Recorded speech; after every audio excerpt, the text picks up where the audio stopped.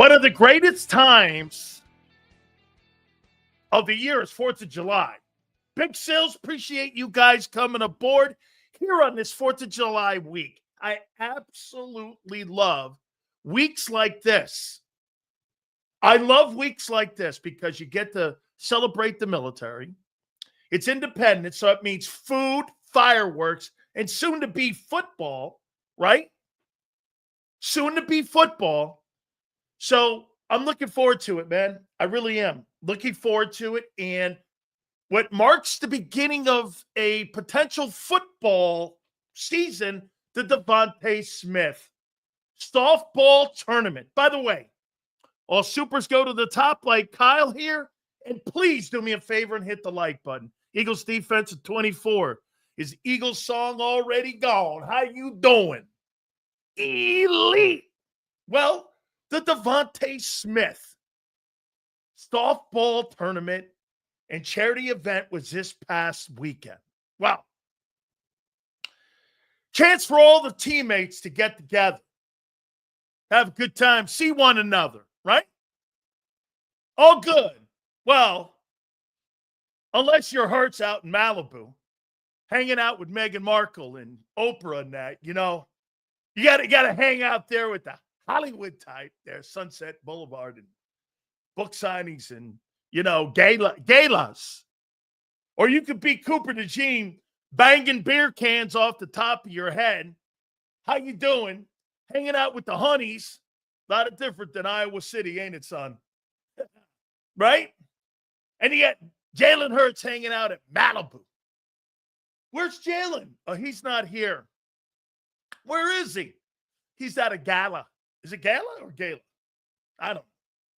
It's above my pay grade, I'll tell you that. Gala? Yeah. It's really fancy, isn't it? That's like a fancy word for me. Jalen Hurts is hanging out at the gala. You know, with his new clothes designer. Pretty soon, you think Jalen will end up, instead of having a marked shoe, you think he'll end up getting like a clothing deal? Knowing Hurts the kind of quarterback he is, it'll be at Hager. How you doing? Hit the like button, and we so appreciate you guys being here. 22 days until training camp and 15 days until the Chargers report to training camp. 2 weeks from tomorrow. It's the beginning. All right? 2 weeks. Let's see. Jordan signed Jalen Hurts. Oh, I know. I'm talking about a clothing deal, like, you know, double-breasted suits and, you know, really fancy clothing, you know. You see the athletes today dressed as chicks, or kind of, I don't know. It's a different kind of guy today, you know. I mean, guys wear like women's clothing, and so, you know, hey, Dennis Rodman was ahead of his time. So what do I know, right? And hey, get this too, man. There you go, M. Reyes. Look at this. Complete, elite, ready to repeat. Look at this guy, man. He's got the Eagles repeating as Super Bowl champions. Absolutely not happening. I will make that proclamation here on June 30th. You are not winning the Super Bowl. I'm going to say it. You're not winning it. No way. No way, no how. Let me write it down. Make sure you put that in your book, kid. Hey, Xander, put that in your book. June 30th. Eagles are not winning the Super Bowl. Now, I do think this sets up for the next 3 years where you could win multiple. Okay? Oh, yeah. Well, I'll tell you what, senor. Odds are on my side, kid. Not yours. Been 9 teams do it in NFL history, and you have not run it back, as they like to say. You got a completely different team. You know why? Because that team a year ago was Barkley defense and the offense. In that order. Since I'm hearing the Washington Redskins may be trading for TJ Watt, you would be correct? The Steelers made a move today for Jalen Ramsey. I don't know how good that secondary is going to be, but they're going to get the special at Denny's when it comes to AARP between Ramsey and Slay. They end up sending also Micah Fitzpatrick to the Dolphins. So how about this? If you wanted Ramsey, you were going to have to pay $26 million. Wait a minute. You know what's great about this? You got Keely Ringo, and the Steelers went and got a $26 million corner. Hey, get this. Sileo said last offseason, get this. I did, and I hold to it. You are not winning the Super Bowl in 2025. I'm very confident in saying that. You're not good enough on defense. I am sorry, you're not good enough. You will not be elite like that as you were a year ago. You will not be elite like that. You do not have the players to play the amount of plays that you had a year ago. Okay, I said that last year. You're damn right I did. You will not have the same defense. How many people in here believe you have the same defense with 5 different faces starting? How many people? I do. Embrace, I do. I believe everybody's replaceable. You're not. Hey, get this. Everyone was always throwing like the love dust at Vic. Well, Vic couldn't do shit with Bryce Huff. Hey, get this. As easily as you went from 31st to 1st, you can go from 1st to 31st. It's easy. Nolan Smith. Hey, listen, I think he's a fine ball player. We'll see. We shall see. Hey, don't get upset. I think you're going to be one of the better teams in the NFC for sure. Absolutely. You're just not going to have the I am 1,000% convinced. Every single time I tune on Birds, 97.5, or I turn on WIP, nobody thinks anybody on that defense is going to take a step back, really, with lesser players. You have lesser players playing football for you this year. Lesser players. Keely Ringo is a lesser player. Okay? Moro Ajomo is a lesser player. Okay? Jalix Hunt is a lesser player. Makuba is a lesser player. I don't care what you say. You want to use lesser experience or you want to use lesser. I don't care. Makuba's a stud. How do you know that? Because you saw him play at Texas? Or you saw him at Clemson? How do you know that? All great players, whatever. I'm not debating stupidity. Okay? Get this. Just because you have a ring doesn't mean you're elite. Tanner McKee has a ring. Tyler Steen has a ring. So what? So fucking what? What does that mean? You're on a good football team? I know this 5 guys that played for you and started for you a year ago who have rings are gone. Recycle. Okay? How about this? All good. Get this. Kenny Pickett has a ring and Dan Marino doesn't. Woohoo! Kenny Pickett's better. Kenny Pickett is a better player than Dan Marino because he has a ring. Imagine that. And they both went to Pitt. It's hard to believe. Kenny Pickett, Trent Dilfer is a better ball player than Dan Marino. How dumb is that? Get this. The guys in the Hall of Fame are not just based off of whether or not you played on championship teams. Are you the best at your position is what gets you into the Hall of Fame. You think Megatron got to the Hall of Fame because he was just a dude that never won? He got there because he was a superstar player. Megatron How many people in here believe A.J. Brown's better than Megatron? Watch this. Stats? They're called accomplishments, dude. They're not stats. They're accomplishments. Stats are better than championships. How you doing? Get you into the Hall of Fame, that's for fucking sure. I mean, like I said, Edelman and Amendola have 3 to 4 rings. They're not going to Hall of Fame. They're not the elite players. How many people in here believe that A.J. Brown is a better ball player than Megatron? How many people believe that? Let me see this. Megatron, I don't even know. How many times did he not go to the playoffs? I don't even, how many times did Megatron go to the playoffs? Twice? How many people in here believe that Megatron, he's better than Megatron? Look at this. Jack says that A.J. Brown is better than Megatron.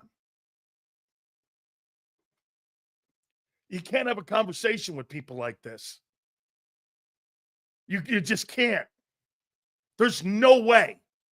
Well, wait a minute. Okay? Well, wait a minute here. Well, here.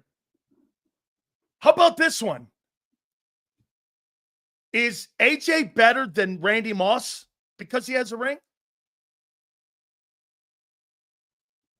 Is he?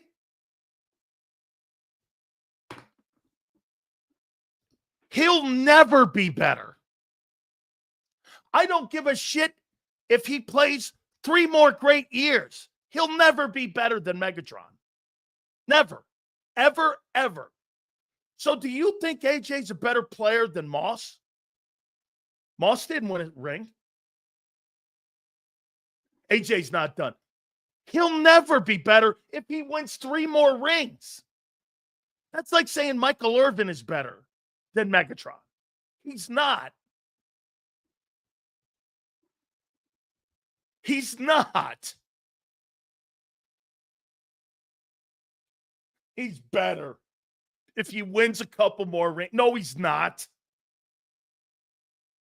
Dude, A.J. Brown, there's nothing he can do to be better than him. A.J. Brown can't do anything to be better than Megatron or Randy Moss. Do you understand this? Do you understand how greatness works? There is nothing these guys can do. There is nothing Tyreek Hill can do to be better than those men. Nothing. They're just better players. And by the way, AJ is a fabulous player. He is great. So according to this guy, only Rice is better than A.J. Brown. So you think A.J. Brown is a better player than Megatron, Randy Moss, and Terrell Owens? That's fucking nuts. He's never going to be. He will never be better than those players. And he's a fabulous player. That's why you don't know what you're talking. Wins and Super Bowls don't make you a better player. I mean, there's only one player defensively in the history of the Eagles that is better than Myles Garrett. You know who that is? Reggie White. That's it. That's it. You do not know how greatness works. Dude, I can put together the greatest team of all time. And I'm not sure, maybe half of them would be the guy that played on a Super Bowl. Well, let me say this to you. AJ is Irving. Well, you better win 2 more. Michael Irvin, if I had to put on the list of the greatest wide receivers, I would put Michael here, greatest receivers of all time. Jerry Rice is 1. I'd put Randy Moss 2. I would put Megatron 3rd. I'd put T.O. 4th. And after that, I don't know. It's a collection. Then I'd put Michael Irvin 5. Those are the 5 best receivers in my lifetime. Jerry Rice, Moss, Megatron, T.O., and Michael Irvin. How many of these guys won Super Bowls? Irvin and Rice. T.O., Megatron, and Moss did not. What are you talking about? Reggie Wayne is not in that conversation. And Reggie's a fine ball player. Hey, Andre Johnson for the Texans was a great player. It's no diss also. Dude, when you start talking about these elite ball players, you're talking about pure talent. That's why the argument always, well, Hurts has been to the Super Bowl twice and Marino hasn't. There's no fucking way in the history of God that Jalen Hurts is better than Dan Marino as a player. It's just not true. That's not true. Now, if you want to segment it and have different conversations, who were some of the winningest quarterbacks in the history of the NFL, that's a different conversation. But when you're talking about some of the players that have played in this sport, you don't go to Canton with the first conversation. You know, when a guy gives a Hall of Fame, he doesn't start with Super Bowls. You know what they say? I've been in those meetings. They started out with, he was a generational player. During his era, nobody was better. Or he was top 3 of his era. He went on to play with super good teams. Absolutely. Backhanded fucking comments. It's called accomplishments, asshole. You go to the Hall of Fame based on your accomplishments. I think fantasy football has polluted your brains. Thinking that somebody who gets 1,900 yards in an NFL season is some sort of fucking voodoo number. That's an accomplishment on a shitty team. Get this. So, how many people believe that Matthew Stafford is a really good football player? How many people believe that? How many people believe that Matthew Stafford is a sensational football player? I'm not saying he's better than anybody. Well, okay, get this. Watch this. I'll make a point to you. How many people in here believe Stafford is really one of the better throwers of the football and really an all-time talent? What do you think? Okay, what do you think? Well, how was he 0-4 in Detroit? How was he 0-4? He was 0-4, okay, in the playoffs. He goes to Los Angeles, wins the Super Bowl, and he's had a winning record. Do you know, if I looked up Matthew Stafford right now, let me go here. I bet you Matthew Stafford has an underwater record. People in here go, I think Matthew Stafford's a great player. Okay. Matthew Stafford. Let's see here. Matthew Stafford.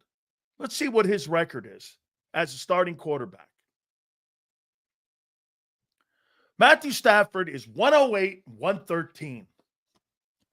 This guy's got 377 touchdown passes and 188 interceptions, which is fucking insane great. Which is insane great.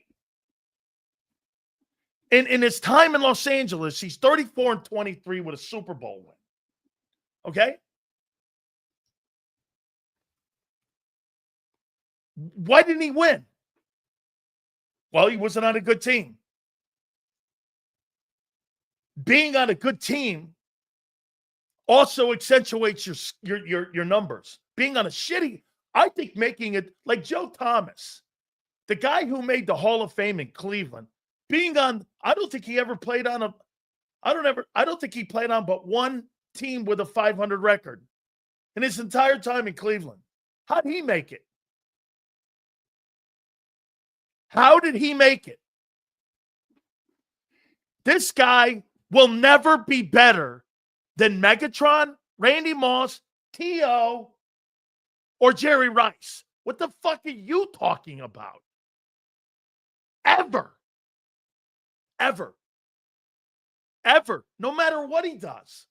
He's not a better player than those guys. What in the world are you talking about? He will never, he's not better than T.O. My opinion, Sue, you think that A.J. Brown is better than Jerry Rice, Megatron, Terrell Owens, and Randy Moss? The intelligence level of our conversations have just dipped. Has just dipped. Holy shit. And I think AJ is a fabulous player. My God. Seals, you ever witnessed the things Bill Romanowski was doing when he was in the league? Bill's a great football player, played on the edge. Okay? We're going to move on. It's the dumbest conversation all of you have ever said. That's like telling me because a guy's got more rings, like if Nolan Smith gets more rings, he's a better pass rusher than Trent Cole. How many people in here believe that Nolan Smith has the potential to be better than Trent Cole? Get this. So M. Reyes, I want to get it out. You believe A.J. Brown's a better player than Randy Moss, Megatron, Terrell Owens, and Randy Moss. Is that right? Do you believe that? Then again, this conversation will change when he's traded. Do you believe that?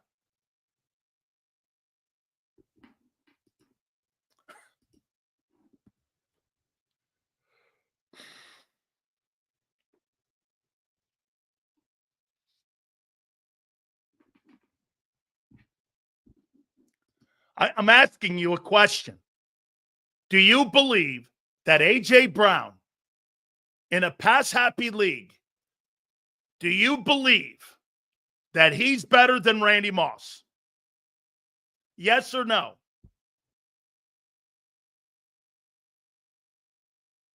M. Reyes, do you believe that A.J.'s better than Randy Moss?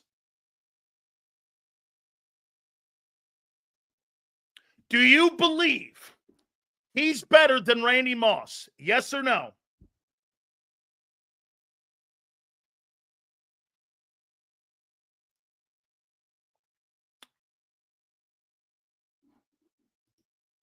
A.J. Brown better than Hines Ward? Big time. Better? Is he better than Randy Moss? Yes or no?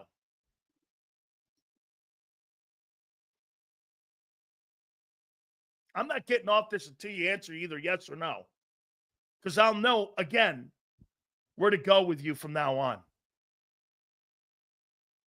Do you believe, yes or no, that A.J. Brown's a better ball player than Randy Moss? Yes or no?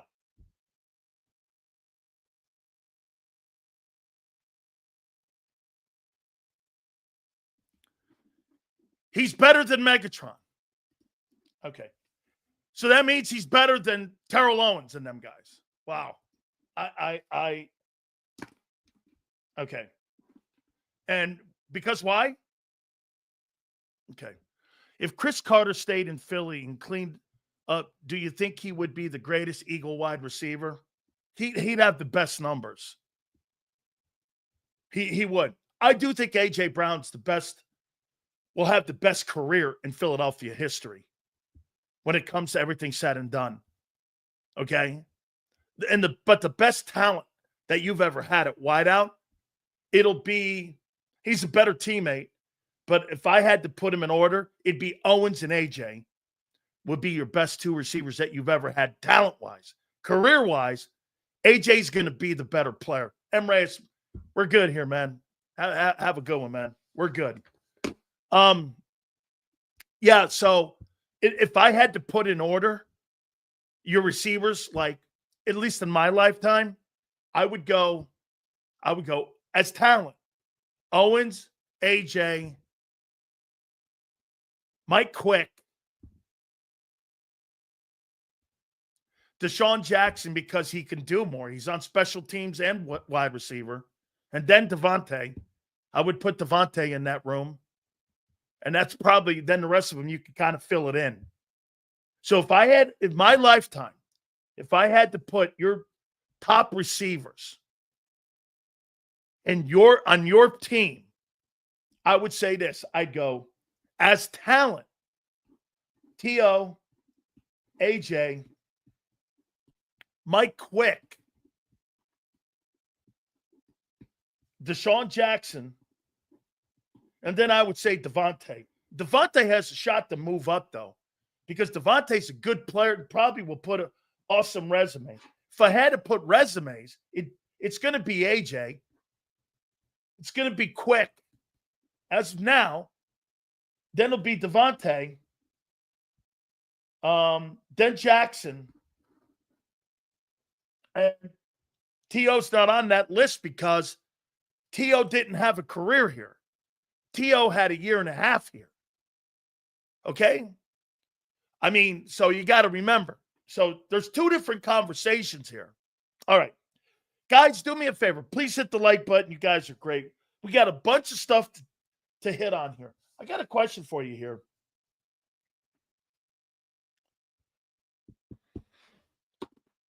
So I heard something today, and I read a comment that JAKIB Campbell. He said it at the Devontae Smith event. You know, here, let me get it exactly. I want to make sure that I'm not misrepresenting him here. Okay? I want to make sure that I'm hitting on this right. Let's see here. I want to make sure it good because he said something very interesting. And to me, it's kind of there's a lot on the table here with this comment from Campbell. And I think it's got a lot to do with the future of the Eagles and who they're going to keep in 26 here. Okay, so I want to make sure I get this. Defensive coordinator Vic Fangio said this earlier. By the way, Eagle first rounder JAKIB Campbell, no preference on position. I just want to play football. So I'm taking this from Pro Football Talk and some of the things that were said at the event. Eagle coordinator Vic Fangio said earlier this month, first round draft pick JAKIB Campbell will begin practice with the team in August when he's cleared to return because of his shoulder. Okay? Offered a view of Campbell's fit to the defense. Fangio said of Campbell will be lining up inside linebacker next to Zach Bond.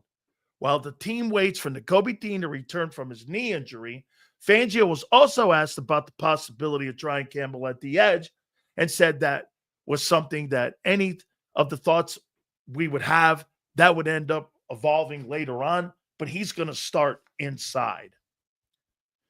In an interview with the Eagles website, Campbell said his only current goal is to make that return, and he'll be happy with whatever the Eagles decide. That is for the coaches to decide, not me, Campbell said. I'm going to give it my all no matter how they decide to use me on the field. I feel like I'm a versatile player. I know I'm going to learn every day from the guys that are playing on the defense currently. So it's going to be a lot of hard work, and I know this. I want to be the best player that I can be, and I want to help this team win. Okay, all the coach talk and all that stuff. So I ask you this. So you drafted a player not knowing where you're going to play him. Is that right? You have no idea where you're going to play this kid. By the way, I do not think it's a stupid pick. You know, I got talked out of this fucking thing, and I know better. I got talked out of it by every media person in Philly, and I should have kept to my guns. I said my exact words, how is this guy not a Vic Fangio player? I should have stuck to my guns on it. Because everything you watch him on film do, he's exactly that. Okay? So here, my question is, you drafted a player that you don't know where you're going to play? Do you know that notion when people said that he wasn't drafted to take Nico Dean's spot? He surely was. Let me ask this.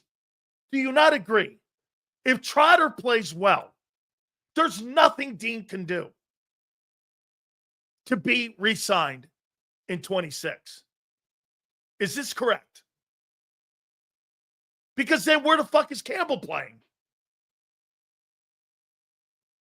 What are you going to do? Take him out and put him...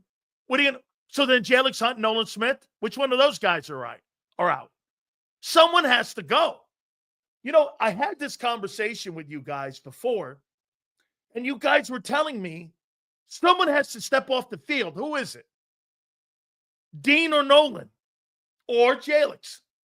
Who's stepping off the field? It's called the rotation. So wait a minute. You want to hear what this guy's telling you? You drafted a player at number 31 to be a rotating player. That's what he's telling you. So you drafted a first-round guy to be a rotation piece? Like, when does that go on? I mean, what? So you drafted a first-round pick to be a backup. Is that right? That's the first I've ever heard of that. He'll rotate until he starts. For who? Okay. For who? Who comes off the field?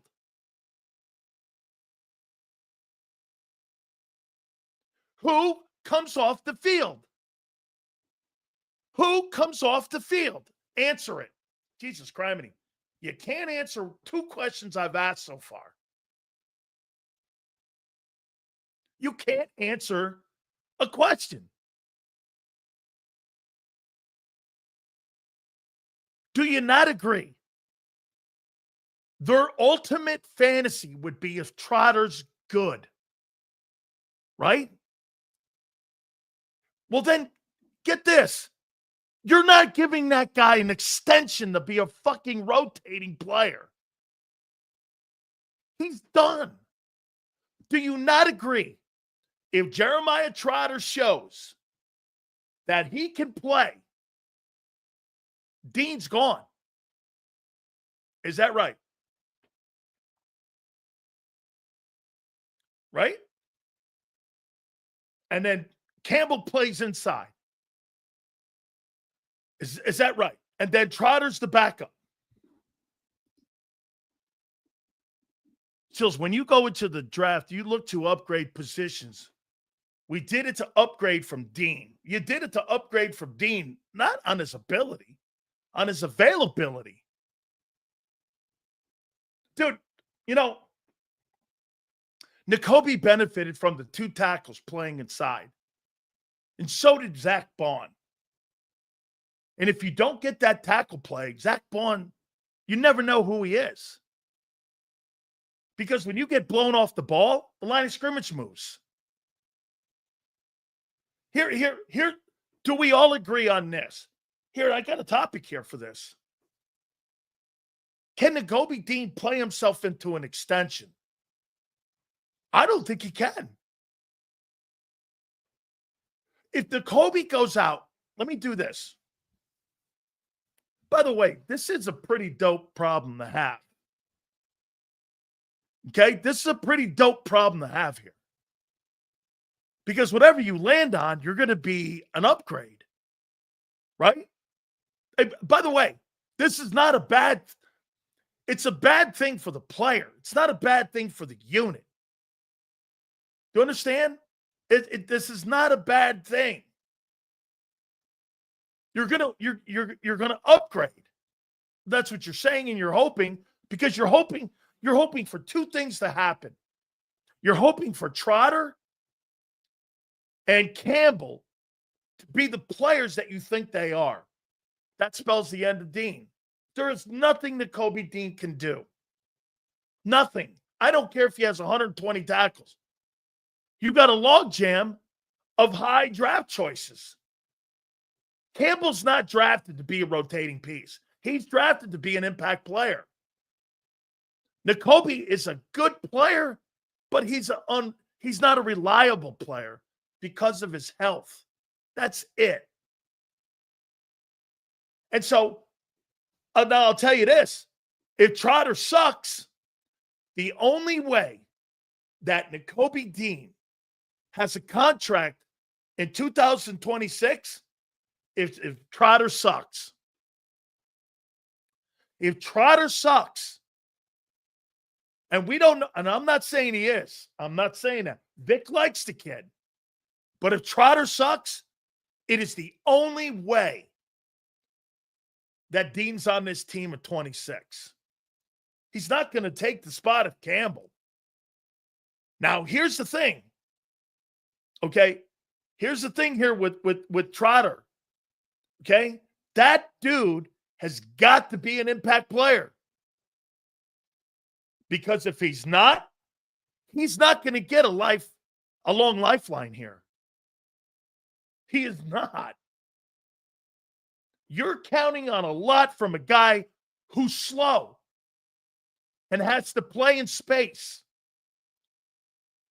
I know you guys love him. I don't see the physical attributes. I actually think the kid from Georgia has more skill set than Trotter. I don't see it. You can't run 4.8s and play inside linebacker and pro. You got a 365-pound D tackle runs faster than you. I mean, Jordan Davis is faster. Do you know that? Jordan Davis is a faster player than Trotter. You feel good with that inside? All right. Well, again, and you know what? Hey, you can have all the instincts you want. This is the fucking NFL. You're taking on elite ball players too. And he couldn't see the field a year ago, and couldn't see the field a year ago over Oren Burks. He's not better than Burks. He never at any time a year ago displayed that ability. Or Vic would have played him.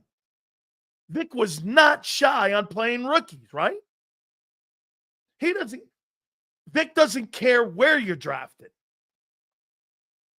He doesn't. And he doesn't care how much you make. I mean, okay, get this. Burks was good, though. Burks was a free agent that you signed, and he wasn't better than him.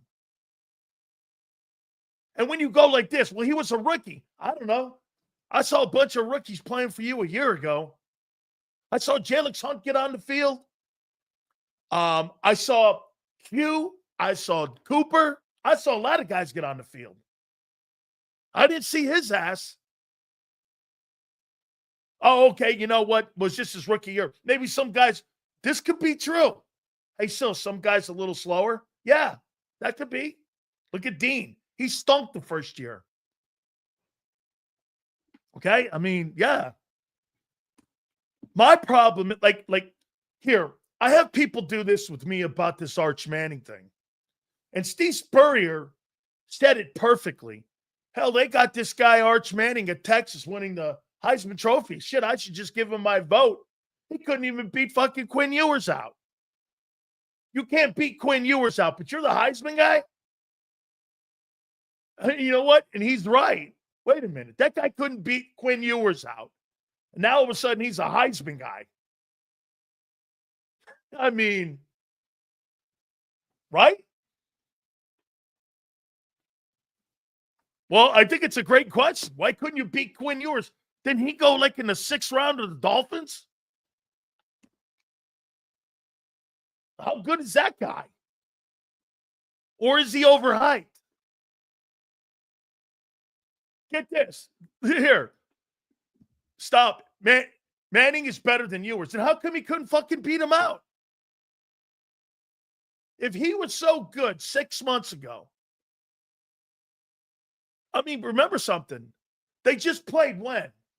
In February? March, April, May, June, July. Okay, 4 months ago. They played 4 months ago.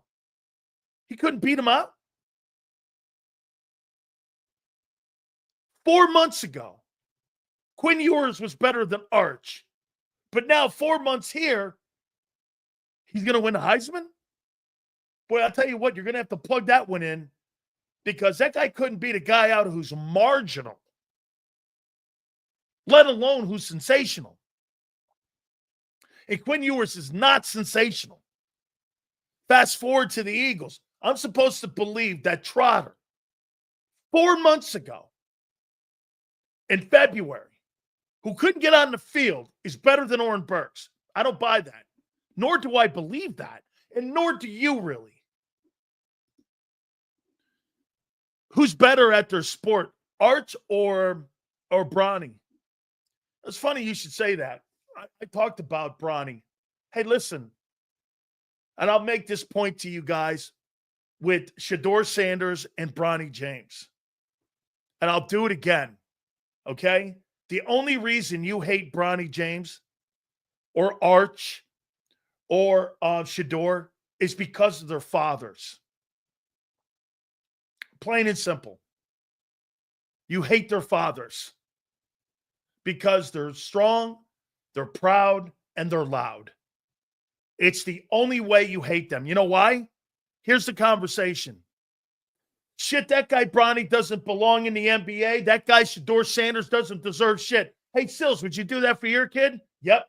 Well, that means you fucking hate the father. It stops that conversation immediately. It's being a hater. You hate the kids because of the dad and the way the dad conducted themselves, which is with pride and confidence.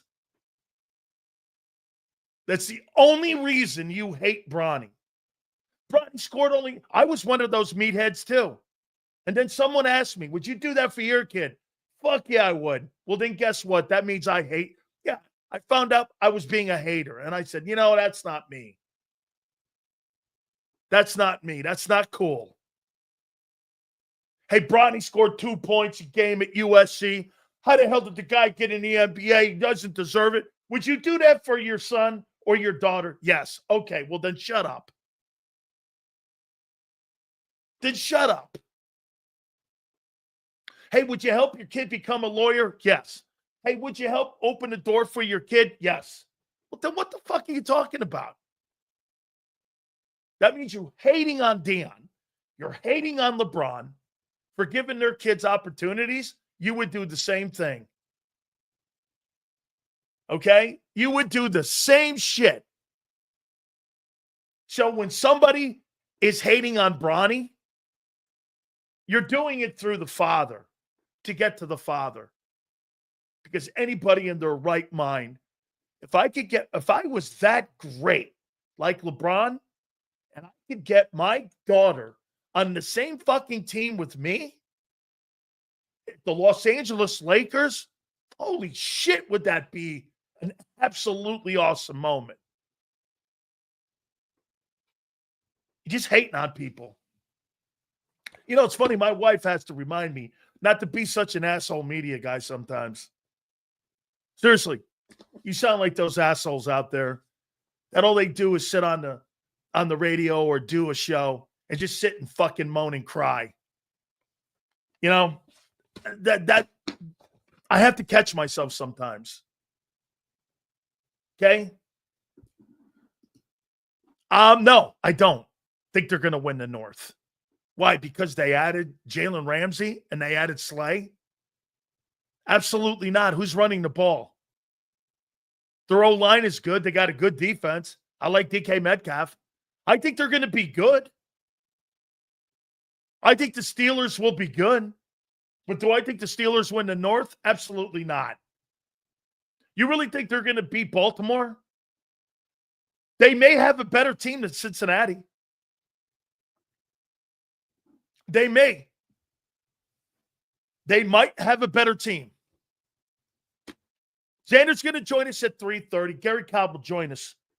Our good friend will join us at 4:30 like he always does. We look forward to touching base with him.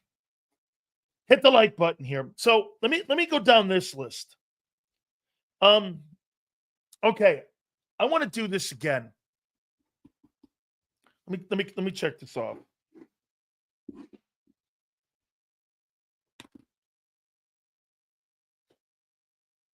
I want to make sure when I do a topic like this that I am just not hating on a kid. 'Cause I want to tell you one more time. I have nothing personal against anybody that I talk about. Nothing. I could give a shit about like personal things because I don't really have a personal relationship with these players, nor do I want one. You know, it's funny. Every time I hear people who cover the Eagles and tell me they got a relationship with them, then your opinion's clouded. That's why my opinion's never clouded. I don't want a friendship with people I may have to talk shit on. Or somebody I may have to say is better than that guy. Or a coach. I don't, it clouds your opinions. It does in your life. If you see a guy on TV that you like and you have a higher opinion of somebody, let's do this. People you've never met. 99% of you have never met Donald Trump. But you have an opinion on him. I don't know when that became fashionable. Where you have an opinion on somebody you don't know. Okay? I don't know. Well, I'm talking personally now. Now, you may not like policies. Or you may not like the way the player plays. And I get that. Policies. But to have a personal opinion on somebody, I thought you had to have a personal relationship. Joe Biden, pick one. I don't give a shit who they are because I personally think they're all lowlifes. I don't care. There's not anybody in Washington who has my back. And they talk down to me. People in Washington talk down to Americans, no matter what the party is. Like you're smarter than me. No, you know what? You take advantage of a system. The only thing that's different between the mafia and our government is that they believe it's legal to do what they're doing in Washington. And it is. It's organized total crime. You make $150,000 a year as a senator, and you've got $35 million worth of equity. How'd that happen? I mean, how did that happen? I mean, my broadcasting career, I made as much as Nancy Pelosi did for her entire career, and she's worth $100 million. How'd that happen? Wow. She's like one of the greatest investors of all time. Screw Warren Buffett. Hit the like button, guys. Appreciate you. So let me ask you this. I'm getting to a point where I'm totally sick of asking this question. How many years has Jordan Davis been on the Eagles now? How many years? Going into what year? What year is this are we going into with Jordan Davis? Year 4. Is that right? Year 4? Want to make sure we're correct. How many god dang times are we going to go into a season and ask this question? What about his conditioning?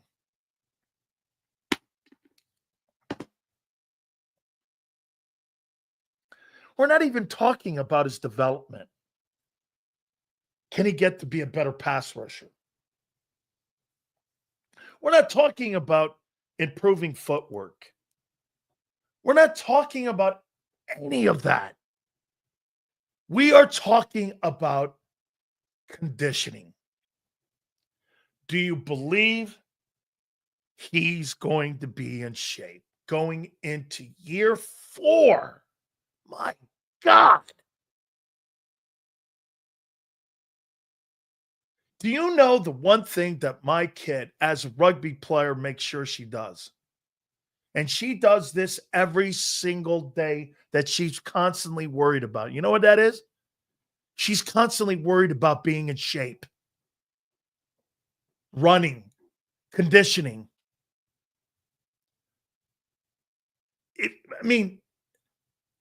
Conditioning every single time.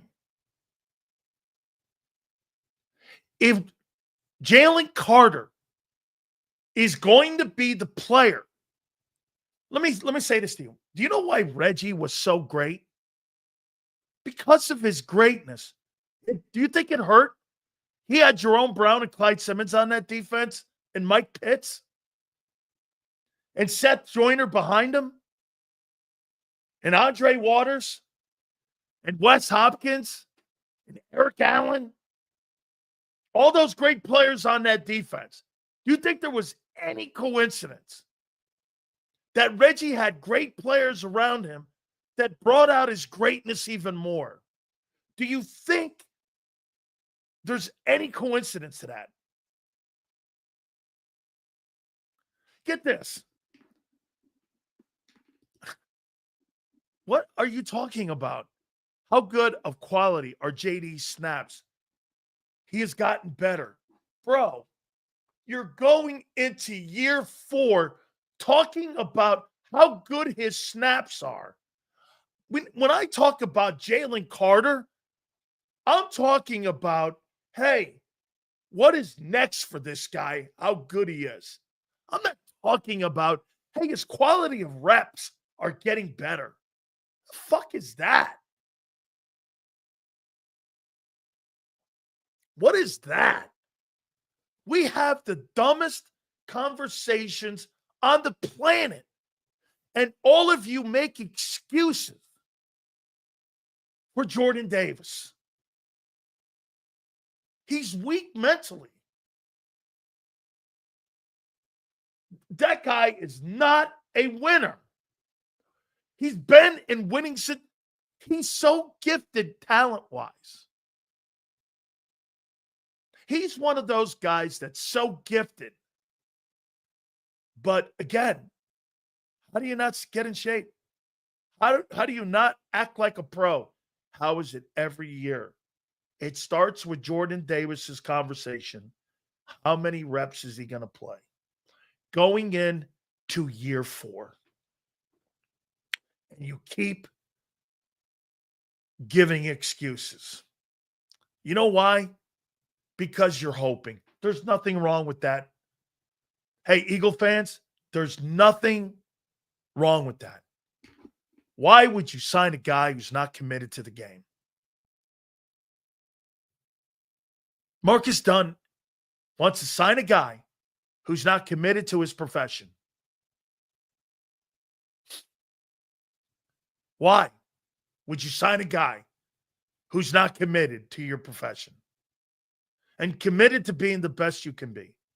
I'm sick of this conversation. Until proven otherwise, that guy is not committed to the game. Sills, get this. You want to hear something even more obnoxious on how some of you talk? Well, Sills, he played great for the last 5 games. Jesus criminy. Hey, thanks. But there are 17, and then when you get into the postseason, there are 20 of them. Well, he was in shape at the right time. Even the coordinator talked shit on him. Sills, that's why I call him Private Pilot. He never stays in shape. Get this.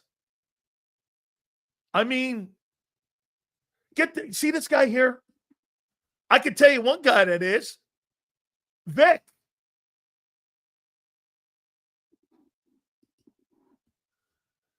I mean, Vic called him out. Yeah, I'm not going there. I'm not answering that, why he wasn't in shape. I think you can figure it out. Okay. Boy, I'll tell you what. If I heard a coach, a position coach, make the innuendo that I was not in shape and I wasn't prepared to play the season, and when I got to Tampa and it got a little too hot for me and I looked like I didn't want to get off the fucking bus, Jordan Davis looked awful in that Buck game. By the way, Lane Johnson and A.J. Brown and Devontae had nothing to do with that Buck game when he was getting driven off the ball. I went back and watched that game. He was annihilated in that game. He was annihilated. They drove him off the ball. Zero effort. So again, let's circle back here. Damn, dude. I mean, when are we going to, you know what conversation I want to have about Jordan Davis? I'll tell you what, man. He came into the season 2025, and I want to say this. This is what I want to say. Which Buck game? Your Super Bowl season Buck game. I want to say this, man. I'll tell you what. That guy was some player in that ball game against the Cowboys. Holy shit, did he play great.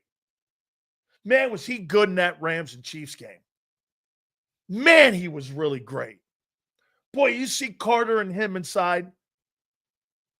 Here's something that I want to make it, too, very clear.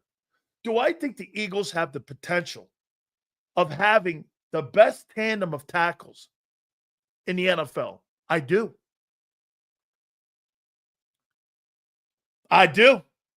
Get this. He played great in 23. Then why in the last 10 games of the season, 12 games of the season, were teams averaging 145 yards a game, according to Reuben Franks? He played great in 23. Yeah, guy. Nice try. If given the opportunity, would you ever be a DC? It would depend on who you got to hire. And you have to build great equity up to have that. You hire the greatest assistant coaches that you can possibly have that fits your scheme and fits your mentality or your scheme. Now, most of the time, this is what Vic and how he's built that. Jeff, this is what he's done. He's brought guys in that coach versatility. Not so much a 50 front, a 40 front, or a 34 dime or nickel. He brings in guys that teach versatility like Bobby King, Christian Parker, Clint Hurt, 3, 4, and 7 and 9s when I'm talking about techniques. Guys who can play that. Okay? Yeah, sure. Fat and out of shape and a hamstring injury. Why do you think you get a hamstring injury? Maybe because you're out of shape? Anytime you see a guy putting his hand up, okay, and they're out of shape and you know it, they'll come up with some bullshit injury. That's what they'll do. Because you just can't put your hand up unless you're Anthony Richardson. Okay? No, you're right, senor. He was probably in shape, even though your DC said he wasn't. Look at this. Look at the excuses that you make. Guys, you're the fans of the defending Super Bowl champion. It's not shameful to demand that your players be in shape.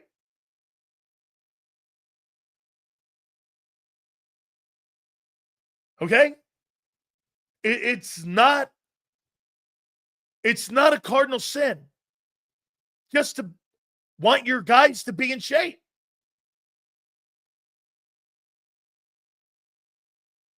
I mean, this is the most ridiculous conversation you can ever have on a player. Get this. You see what I was talking about with Trotter?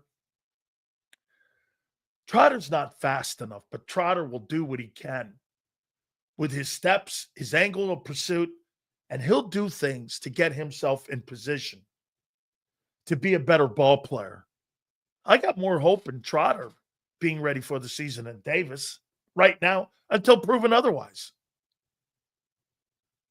But Sills, Jordan Davis is a better player. No, he's not. Jordan Davis is a better athlete. And he's got more potential. You know what you're going to be saying about Jordan Davis 5 years from now? That guy's got great potential. Dude, you don't say that about Jalen Carter. It's how high and how good is he going to be? Jordan Davis, you're saying, will he be in shape? It's the most pathetic conversation you can have about anybody in any sport, in anything you do. Is he in shape? 4th year. Get this. Look at this guy here. I have faith in him. Well, Jesus, man. It's only 4 years. Fuck, dude. I mean, these are so awful conversations. Man, maybe it's because I had a great convo with Clint. And I said, I don't know, man. Coach Ogeron or Butch or any of them guys, they're not, they would just sit your ass. You're not playing. Now, we had first-round picks all over the joint. I'm just going to play someone else.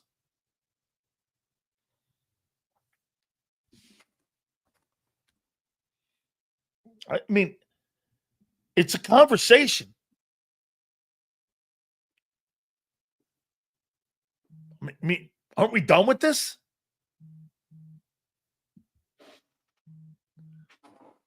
Right? Are we not done with this? How many more years?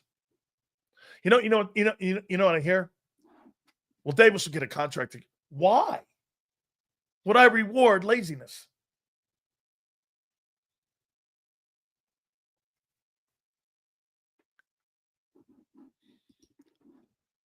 He's playing for a contract this year. If he isn't in shape, he ain't too bright. Well, wait a minute. Nick, he could have got a 3-year contract extension if he had been in shape a year ago in a Super Bowl year. Get this. As good as that defense was with him in it, how good would it be if he was in shape? They would have been unbeatable, which they almost were anyway.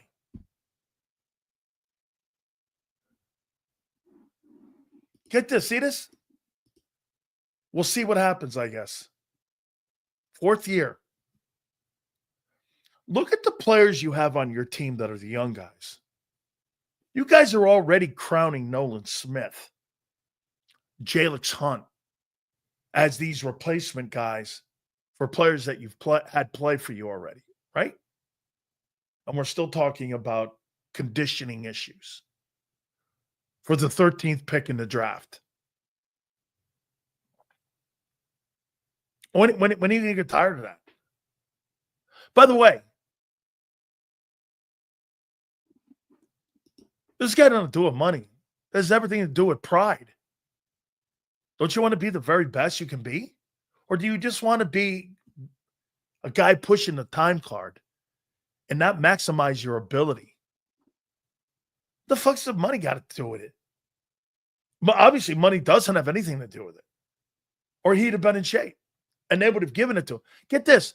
The Eagles not giving him a 3-year contract extension is an indictment on him.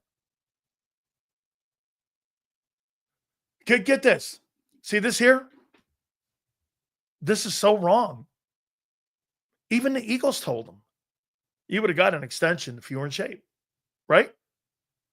Do you not agree? If the Eagles thought he was in shape, they gave Cam Jurgens.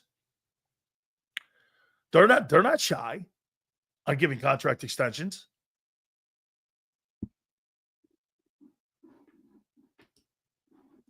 Right? Their actions are showing you. You can say whatever I'm saying right now, and you could dissect it. Well, just go by how the Eagles do business. If they thought that guy, they're not sold on him. They are not sold on him. They're kind of sold on him. Do you know what that contract, picking up the fifth-year option, do you know what that is? How many people, tell me what you think that fifth-year option that Jordan Davis just got with the Eagles, what do you think that is?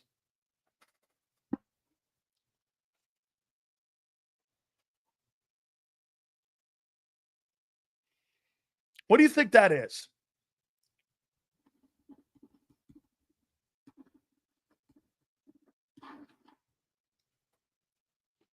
You know what they're telling him? Do you know what they're telling him? Hey, look, man, I'm going to give you one more shot at this. I'm going to give you one more shot at this. We want you here. We want you. I believe they do.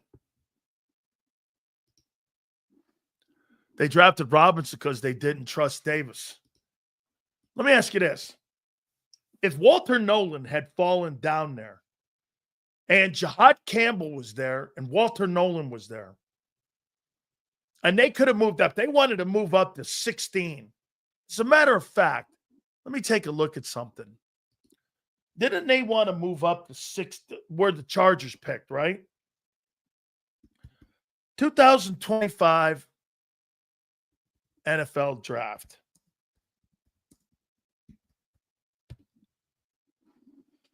Here's the draft picks. Take a look at this here. So let's see here. Where did the Chargers go? What pick? Chargers took at 22. And there's Walter Nolan at 16. They were talking to trying to move up 20. Okay. Maybe for Derek Harmon. If Walter Nolan had been down there, say where the Chargers were, do you think that would have took Walter Nolan or Jahad Campbell? Who do you think that would have took? My money's on Walter Nolan. No?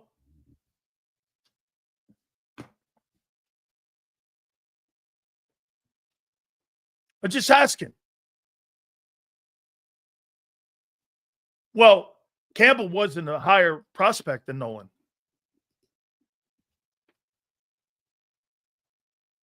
They'd have took Walter Nolan. You know this. Stop blowing up Campbell. He's a great player. Okay? He's a great player. Yeah, well, their philosophy is drafting internal defensive linemen and O-linemen. That's what their philosophy is. So if you're going to go by that line, stick to their philosophy. Not true. That's not true. They wouldn't have. They would have took Walter Nolan.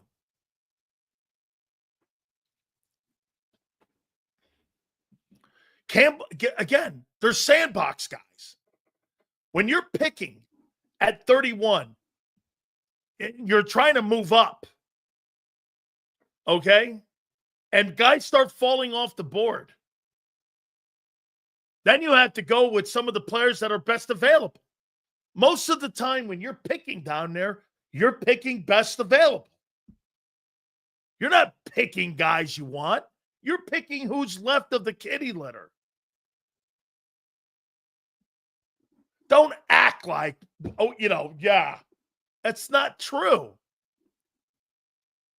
That's like saying, well, I wouldn't have took the kid from Michigan. I still would have took Campbell. Are you fucking drunk?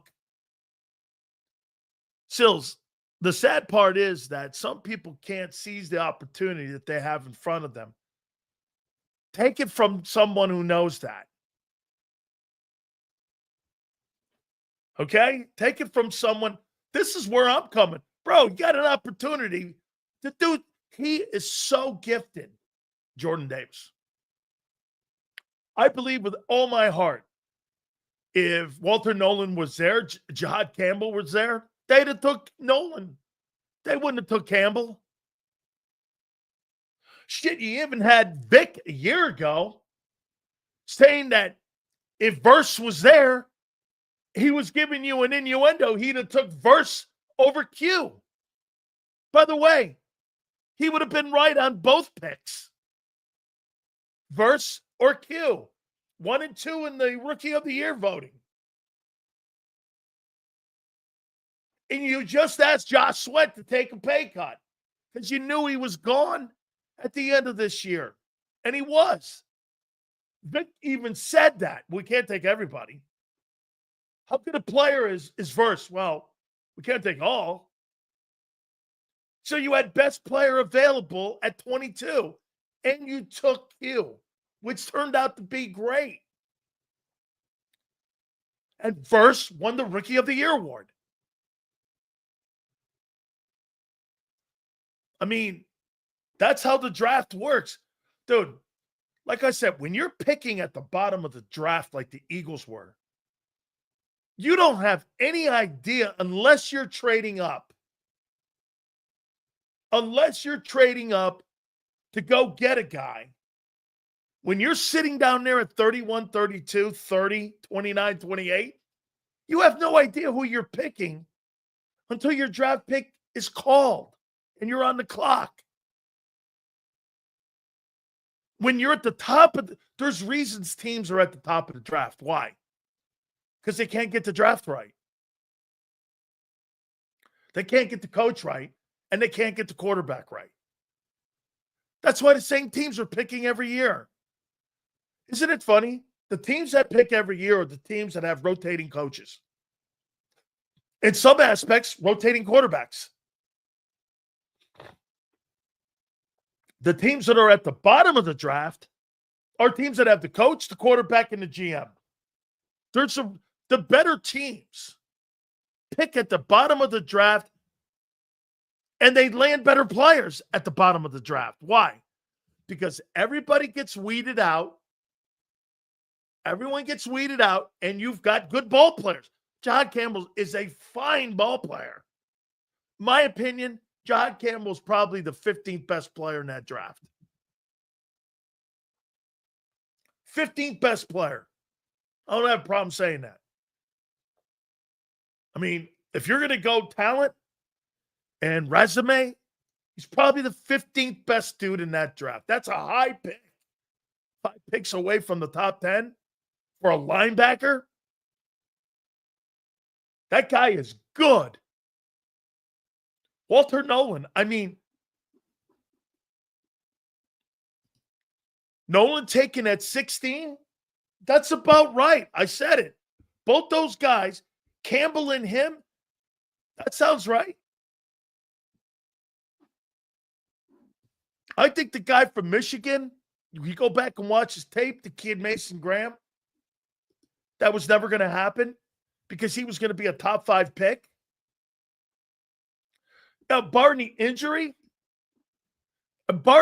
kind of injury that he had in college, if you take the injury out, he's probably top 12. Dude, he's a good football player. But the injuries, again, here's the problem that you have. And what I don't like about this is that I believe they know what they're doing with this. He is the replacement for Nico Dean. This is all going to hinge on Trotter. If Trotter plays well, Dean's gone with no way for him to make that ball team next year. No way. 1-year deal? Fuck that. His agent will go like this. You can get a 3-year contract with a signing bonus in Washington or New York or Dallas. Go to a place like Tampa with no state, or Miami with no state income tax.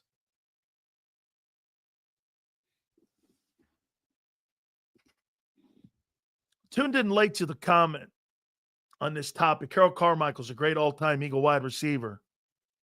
He will be passed by AJ. I hate to disrespect Carmichael. Gets everywhere. I mean, he's a Hall of Famer. I'll say this, Joe. AJ Brown, once again, will have the best resume of any wide receiver and the most accomplished wide receiver in Eagle history. He's not the most talented. The most talented is Owens. They're a lot alike. Owens is a bigger dude. I think he's more physical. Now, again, bro, AJ Brown is fucking great. When you're making conversations about Owens and Megatron and Randy Moss and Jerry Rice, you're talking about the 1% of the 1%ers of the 1%ers. Those guys were just, they're special players. It's an honor to be in a conversation. If somebody goes, hey, Sills, you remind me of Randy White and, a little bit of Warren Sapp. And well, shit, I'm in a conversation like that. Anytime you're in a convo like that, okay, it's special to be in that. Dude, look, we're not talking about AJ being a Hall of Famer. We're talking about AJ being better than the greatest players in the game. Is AJ Brown better than Marvin Harrison? Absolutely. Marvin Harrison's a Hall of Famer. Do I think AJ Brown's better than the guy from Arizona, Larry Fitzgerald? I do. I'd rather have AJ than Larry Fitzgerald. And I think Larry Fitzgerald's a great ball player. Okay? I do. Excuse me. That's a joke. Okay? Like I said, too. Hey, Abe, name me one Hall of Fame player that Tom Brady played with in New England that won a Super Bowl. Gronk and who? He didn't play with Devontae Smith, A.J. Brown, and Saquon Barkley. He didn't play with any of those. He never had that. I said Gronk. He didn't play with any wideouts or back. Once again, Moss never won a fucking Super Bowl. He never won a Super Bowl with any wide receivers that were Hall of Fame receivers. He never played with a running back that's a Hall of Fame running back. Like, not one.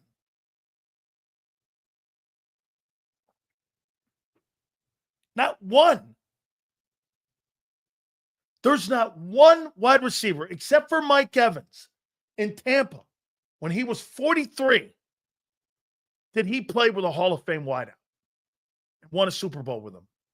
Nobody.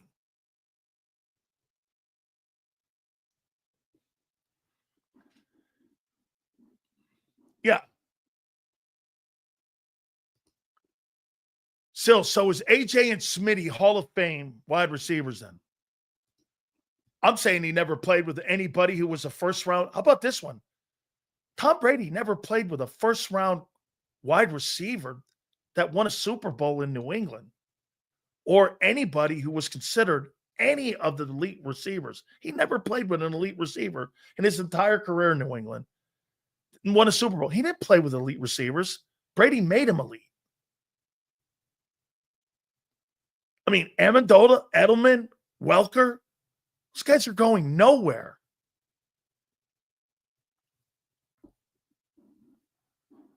Randy Moss did not fucking win a Super Bowl in New England.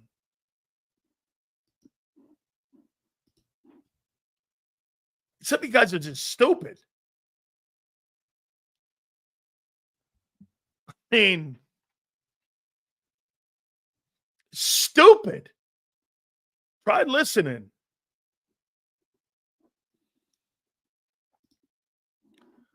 They didn't need to, Sills. They had Edelman Amendola. Okay? Do you think that Tom Brady played with the same talent that Jalen Hurts played with? With Barkley, A.J. Brown, and with Devontae Smith? Do you really believe that? No. Stop doing that. Who? Deion Branch? He went to Seattle and was a bum. Look at this bullshit. You guys will find any angle to try to make somebody look good for your boy. And Deion Branch, he signed a contract in Seattle. He went to Seattle and he stunk. Brady didn't need great receivers to win Super Bowls. He didn't need them. Brady didn't need a great running back. Yeah, get this. Deion Branch and Amendola won MVPs in a Super Bowl like your boy Hurts did. Funny? Deion Branch and Julian Edelman will never be Hall of Famers. Tom Brady, congratulations. Thank you very much for helping me.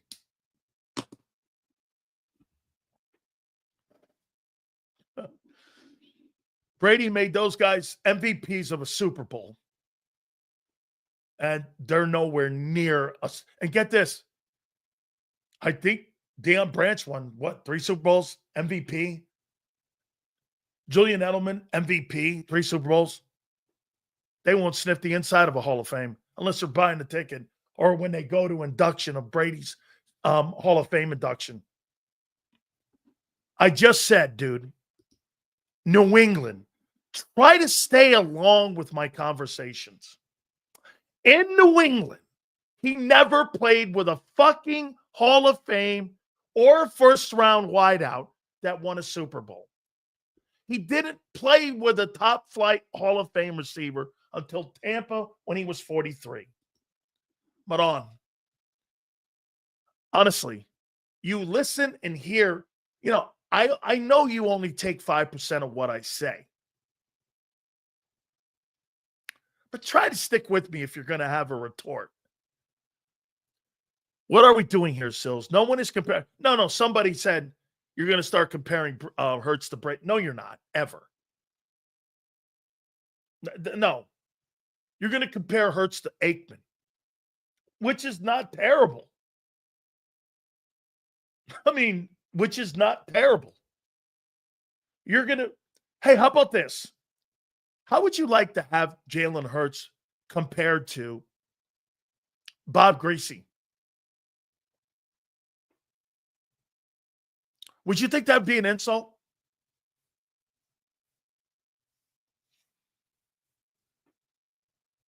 Do you think that would be an insult? If you started comparing Jalen Hurts to Bob Greasy,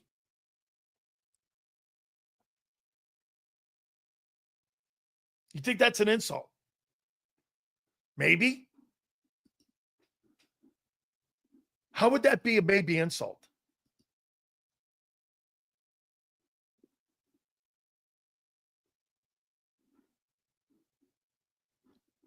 Wait. So you think this is an insult? The guy won 3 AFC titles, 2 Super Bowls. He's a Hall of Famer. And one of those teams was undefeated. So he thinks this is a slap in the face.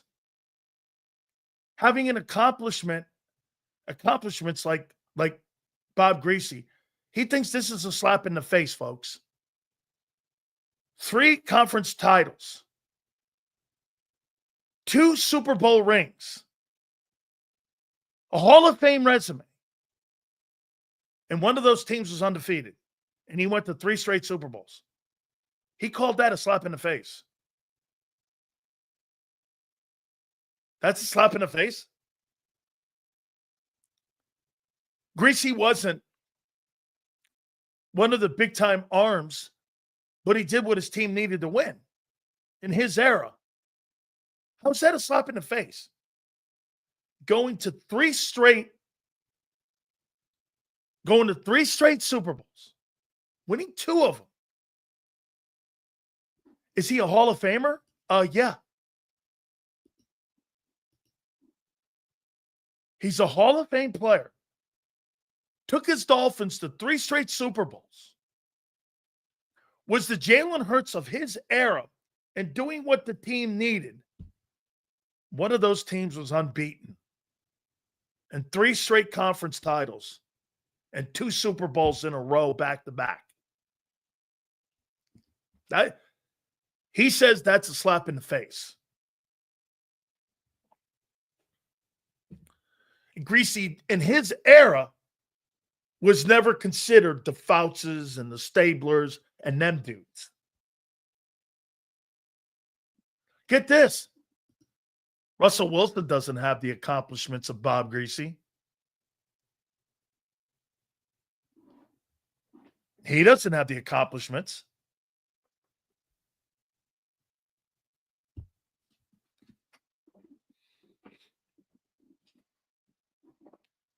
Quarterback did exactly what his team needed. They had a dominant running attack, and they had the no-name defense.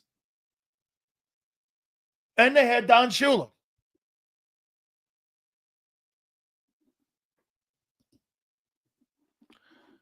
I get it. Hurts is our guy, but if I could compare him to whomever, as long as he keeps putting us in the dance.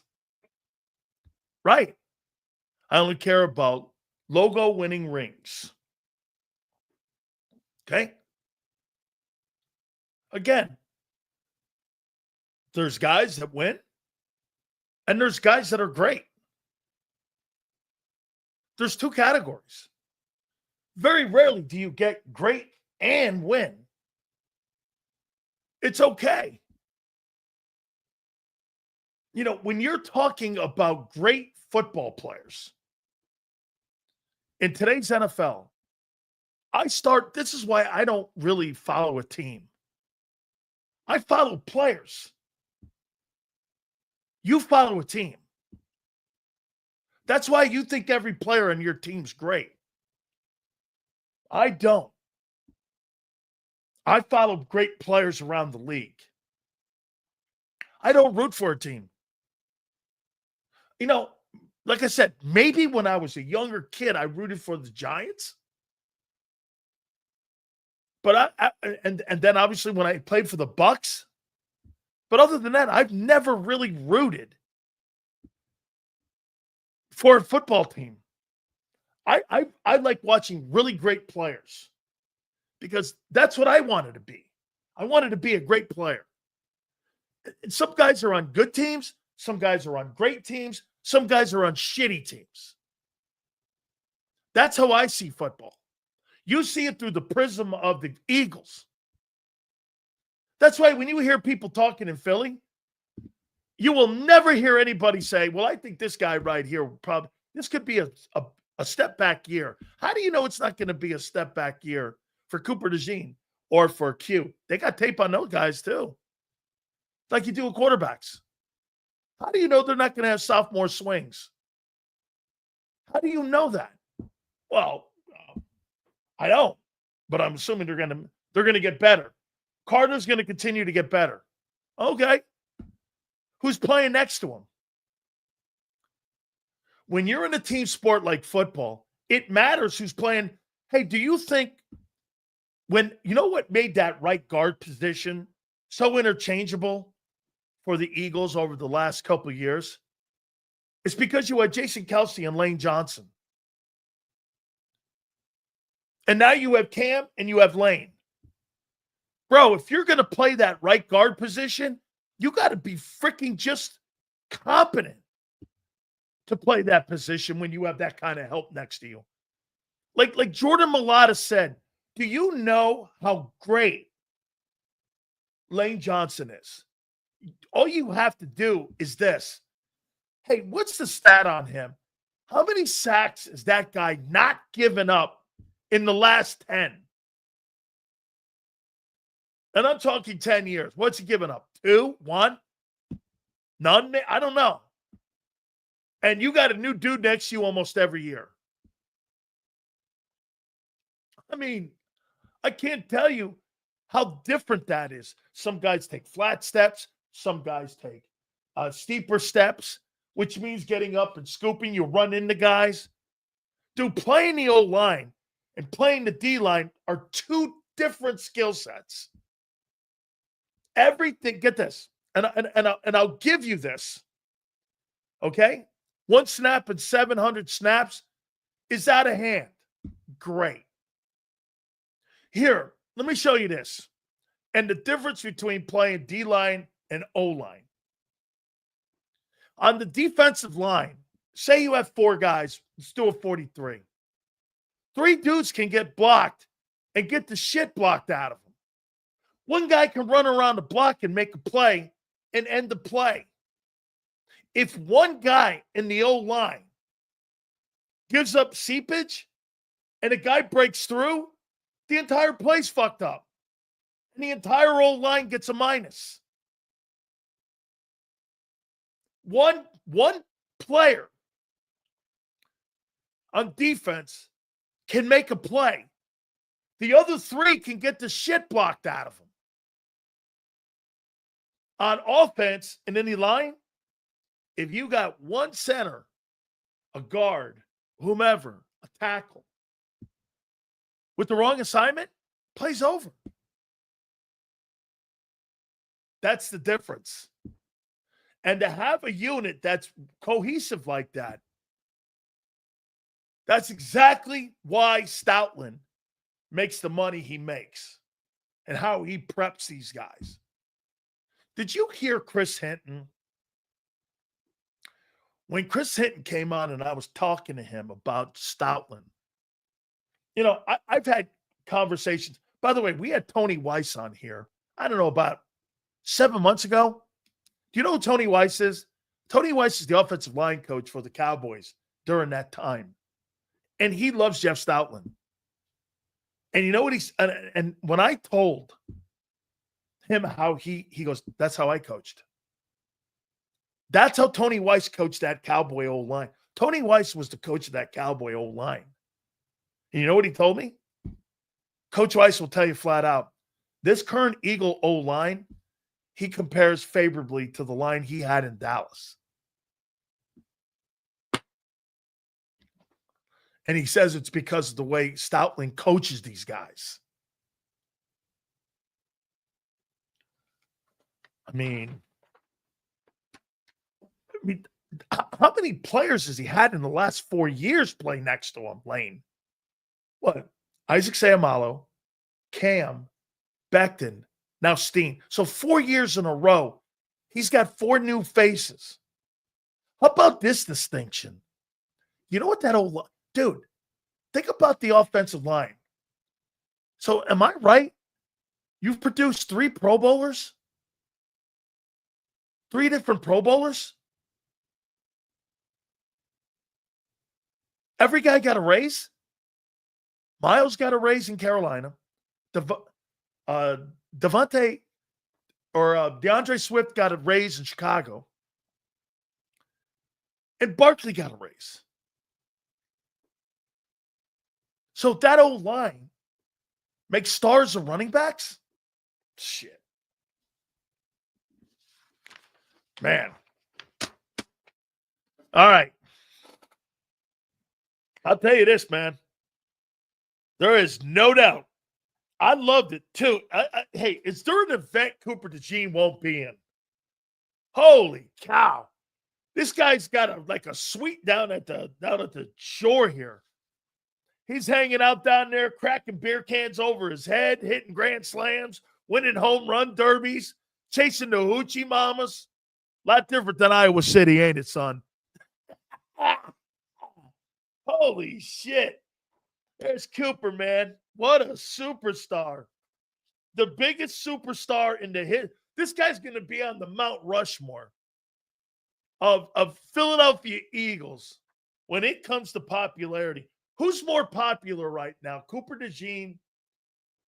Let's not put Hurts in there. Who's more popular than Cooper DeJean on that Eagle team right now? Who's more popular? Barkley? I don't know. Who's more popular? Jesus Christ. All right. 4th of July week, folks. Absolutely great times. One of my favorites. Get a chance to honor our military.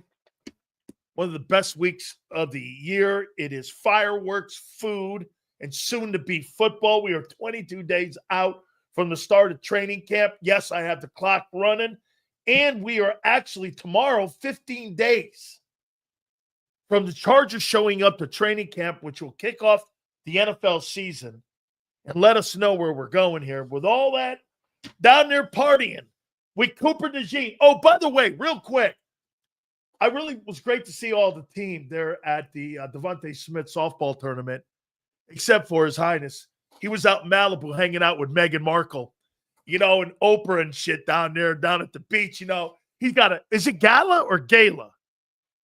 Because, Philadelphia, I don't know if you guys go to galas or galas, but Hurts was out in Malibu hanging out with his toes in the sands. He's out there with Oprah Winfrey. He's hanging out with Jimmy Kimmel. Here's Cooper DeJean banging beer cans off his head. That's totally Philly. I don't know. Jalen's like hanging out, name dropping with Jordan and shit. I don't know. I don't know. It just seems a little different. I'll just time man of the month and shit and all that. I get it. All that aside here, the man who's co-hosting Birds 365 with the curmudgeon one himself, John McMullen, he is my friend, Big Z. Xander Krause, how you doing this 4th of July? My brother. What is up, Big Sills? 4th of July, like you said, a good week here on JAKIB Sports, my friend. Man, so everybody was there at the Devontae Smith, hanging out, having a good time. And then there he is, man. He's out in Malibu hanging out with Jimmy Kimmel. He's out there at night doing all the night shows. I mean, damn. I just got you. Boy, your boy's turning out to be a superstar, man. I mean, he really is, man. Hey, Jalen Sills, it's Jalen's world, and we're just living in it, my friend. Yes. It's Jalen's world. I think you got a little case of this, though. I think you got a little case of we call it HDS. We call it Hurts derangement syndrome. I think Sileo got a little bit of that. No. See, I never get hung up on cabooses. I only get hung up on engines. So you don't have to worry about me getting a little aggravated with cabooses here. But no, hey man, I'm gonna keep asking this question to you about your boy Cooper, man. I mean, dog. Surely the Eagles, knowing the Eagles, dude, they told BG, get off the air. How do you think they're looking at this? Do you think they do this when they see this guy cracking beer cans and he's having a fun time. He's not doing anything stupid. He's totally not. But how do you see this? I think he's a effing star, dude. That's what I think. I think this kid is an absolute star. I think Smitty's right. I think it is fascinating watching a white dude not only play cornerback, but be damn good at it. I'm not one of those people that likes to slap race around on everything. I don't really care, but I do think it adds to the hype of the player. Yeah, it is cool to see. And he just keeps winning at everything he does. The guy's tossing up alley-oops with the team. He's hitting grand slam home runs at the softball game. He's having pick sixes on Mahomes in the Super Bowl. This guy has the world at his fingertips, no doubt about it. And I call him Cooper Shiesty. Hey, wait a minute. I like this. Cooper's the next Gronk? It's not bad. Gronk's a little more goofy than Coop, though. Yeah, he's not goofy. Yeah, Coop isn't that goofy. Yeah, Coop's not goofy, though. You can tell he's living it up. Look, the guy's 22. But he's got a personality. He's living like he's 22, isn't he? Yeah, he's living good. That's for damn sure. Hey, dude, you don't really think he's the best athlete on the team? I don't know. Athlete, I think, is a different question. I think A.J. Brown's the best athlete on the team. I got Mulata. Malata's a didn't know pretty how to damn play good football. athlete too. Lane Johnson's a pretty damn good athlete. Jalen Hurts is a pretty damn good athlete. Yep. I don't think Cooper's the best I think he's up there. I think he's one of those guys, but I don't know if he's the best. I mean, look, it's a professional football team. They got a lot of good athletes. This is another grand slam here I told you guys, this guy here is going to be better than Quinyon Mitchell. And I think he is. And I think he's going to be better than him not because Q, by the way, do I think Q is a fabulous? Yes, he's a fabulous talent. It's not a diss, but I do think that this guy's going to be utilized more, and Vic sees him more. He's going to have more opportunities, Andrew, to make bigger plays because of his versatility. You're not taking Quinyon Mitchell out of that corner spot. What are you going to do? Drop him in the nickel? You're not doing that. So he's going to be isolated to one side of the field, right? Yeah, and let's be real. I mean, part of it, on the football field, we can have this discussion, and I'm good with it. Like, Cooper might be better than Quinyon, but when it comes to stardom, Cooper checks a lot more boxes than Quinyon does from an off the football field perspective, right? Quinyon's a more subdued dude. Like, you don't see Quinyon on every podcast. No. You don't see Quinyon down at the Jersey Shore shotgunning beers and running on parade floats and all this thing. So, there's an element to it that Cooper's kind of embraced it a little bit more than Quinyon. But on the football field, I think both of them have just such a bright future. I mean, these are two dudes, and so as I was thinking about this over the weekend, is there any concern about two players that were rookies that played so good last year coming into another year? Like, 1 year is great, but can you replicate that? I think is a harder question. And I keep falling back on, man, am I confident in these two guys? And I likened it to this in my head.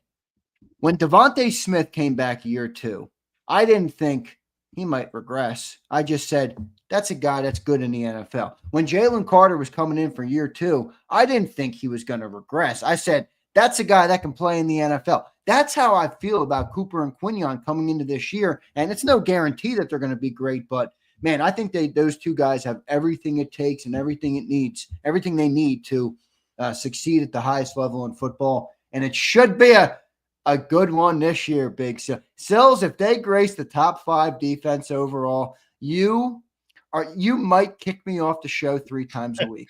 You might kick me off 3 times a week. I make great content because I don't believe it, and I do not believe it. Yeah, you didn't believe it last year. You told me Lindbergh. I know. They Lindbergh their cheese into one of the greatest defenses in history. The chances of you duplicating that is 0. I will say this: it's like they were Lindbergh cheese last year. Okay, like I said, the odds are completely on my side, not yours. Okay, yeah. The odds were against the Eagles last year, too. Right? Oh, yeah, you're right. How many times have you ever had the number 1 defense back-to-back in the NFL or top 5? Well, how many times did they have it coming off a collapse?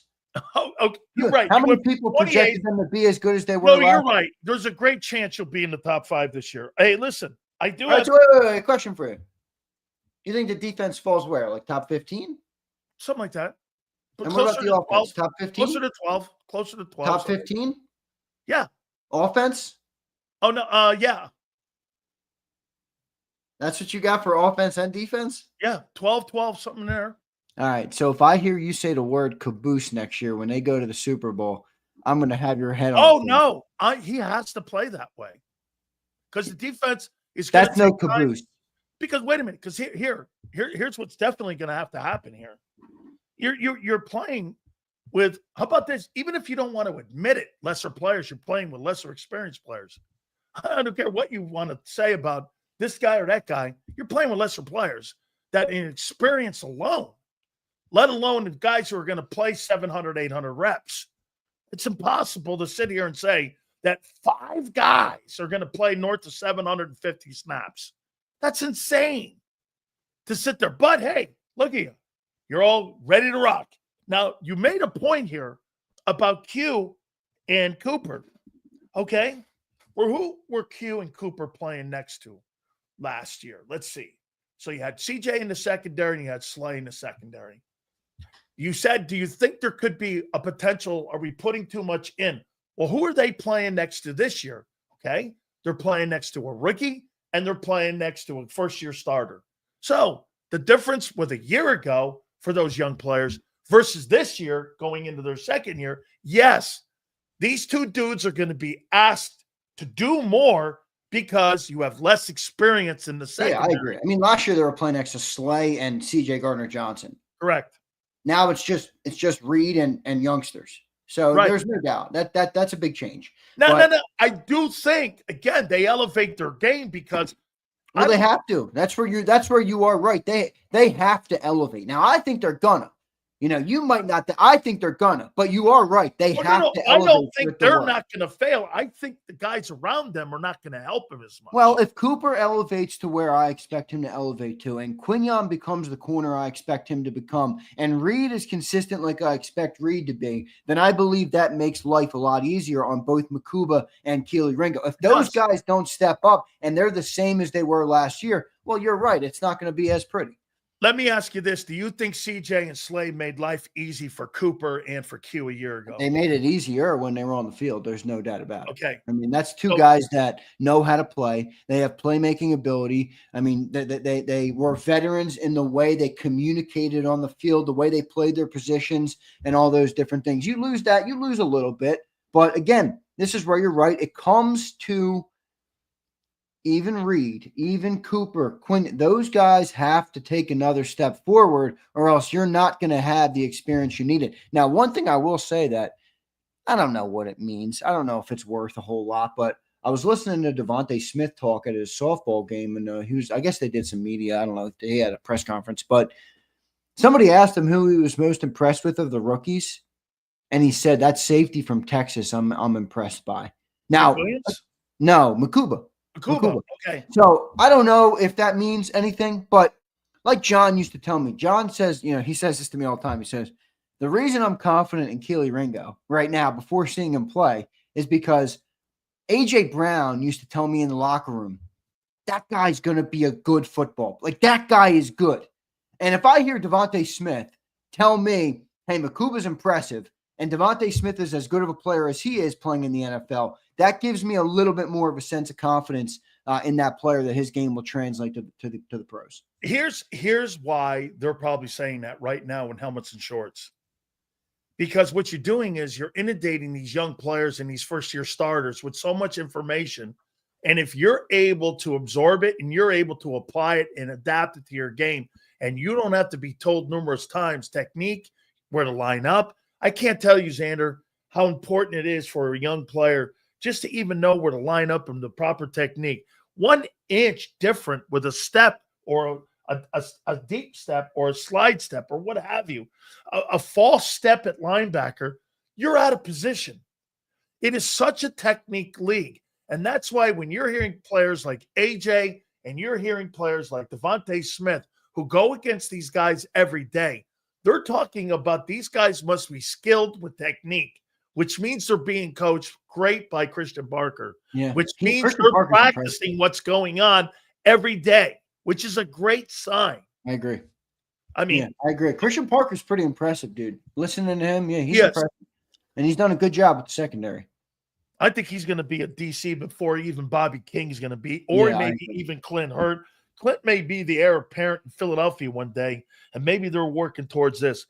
I heard you guys talking about Trotter. I want to ask you one more time. What are you? And by the way, super chats will be read. Please hit the like button, guys. Why are you impressed with him? I want not what you hear from Vic. I want what you have seen with your eyeball test. I don't know about impressed. I'm not impressed with him. I'm confident in his skill set, and I'm confident in his understanding of the game, and I'm confident in Vic's ability to pull the most out of a player.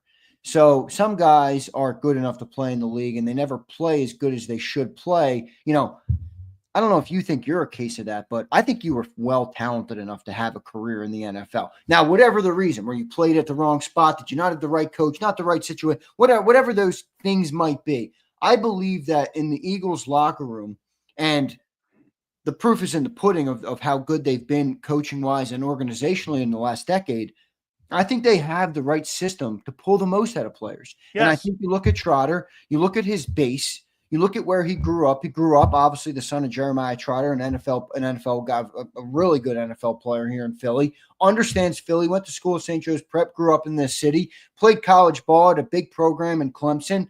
I think he's gotten every step of the way, he's prepared himself for this moment. And now you attach that to a coach in the NFL who, turned that defense last year into one of the best defenses we've ever had, more so than even Gang Green. And let's be real, they weren't as talented as Gang Green, but they might have been better than Gang Green. They were. I think they're going to pull the most out of them. So I don't think it's impressed. I don't think that's the right word, because to be impressive, you have to be on the field and make plays and wow me, like Bond did last year, like Coop did last year, like Quignon did. I don't think he's done that yet, but I am confident in the structure around him and the player to flourish in that structure. How about this? If you fail in Philly, okay, you fail because of your ability, not because of opportunity, because they're going to give you the best opportunity. And like you said, they're going to give you the best coaching that they can possibly do to give you the best shot for you to make. Look at what they're doing with Steen. Are they not giving Steen? Are they not giving Steen the best opportunity to be a Philadelphia Eagle? That's true. Right? It's true. I think it's ability, but I also think it's off the field stuff too.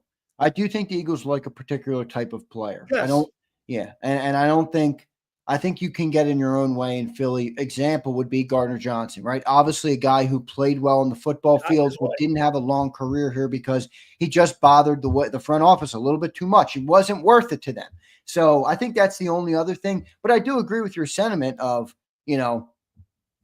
they give their players chances. Yes. I mean, even Anais Smith last year, most other teams probably would have cut him last year. Absolutely. And they didn't. They kept him around. They're going to give him another chance in training camp this year. He can go out and earn it again. So I do think you're right about that.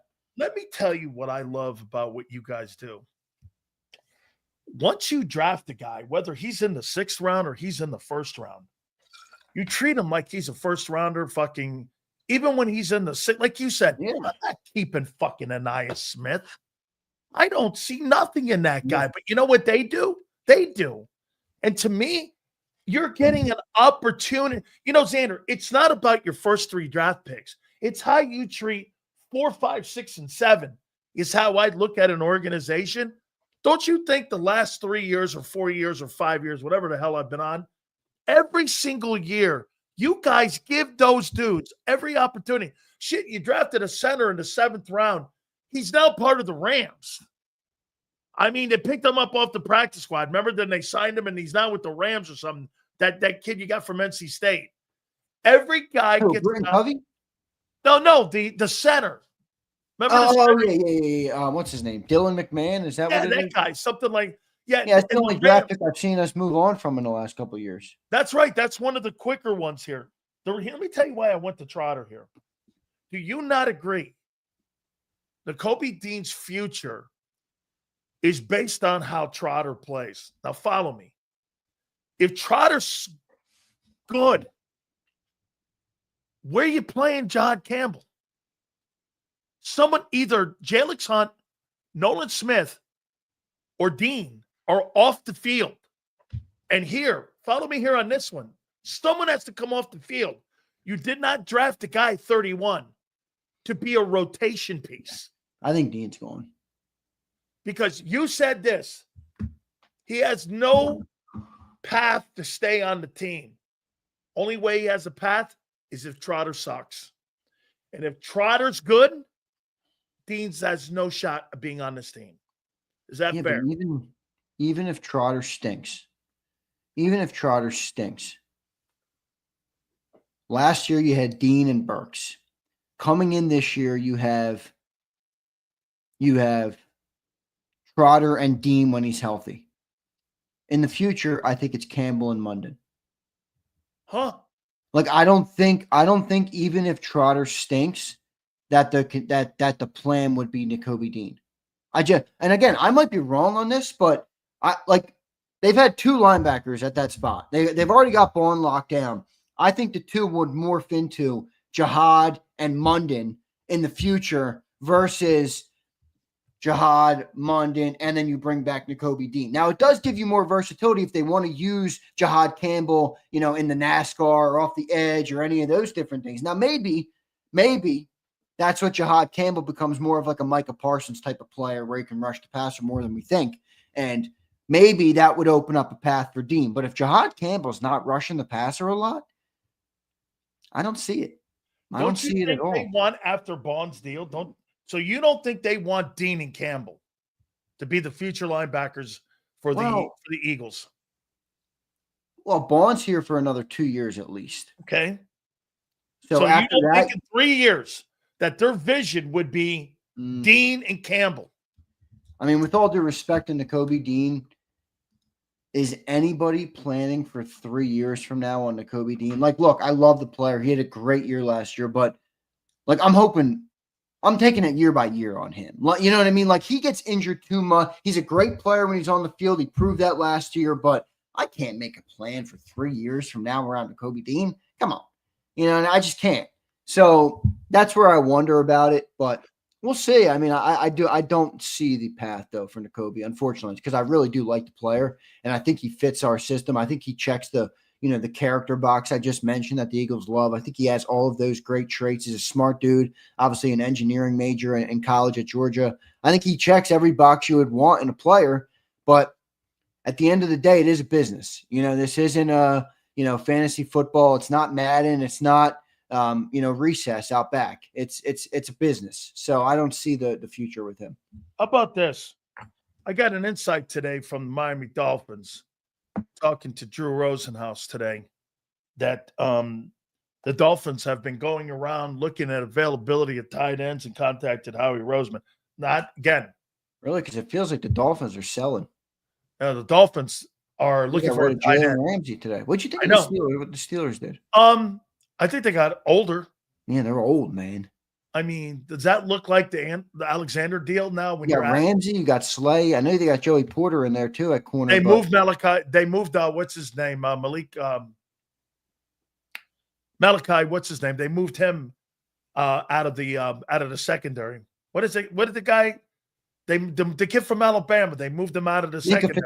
Minka Fitzpatrick. They moved him out, and they moved Miami or Pittsburgh moved him down to Miami, and then you added Jalen Ramsey. His best years are probably in Jacksonville and LA with the Rams. I mean, I think they were, I don't know. You have an older Slay, you have an older Ramsey. Did you see the price tag for that thing too? It was $26.5 million. That's a little rich. That's rich for me.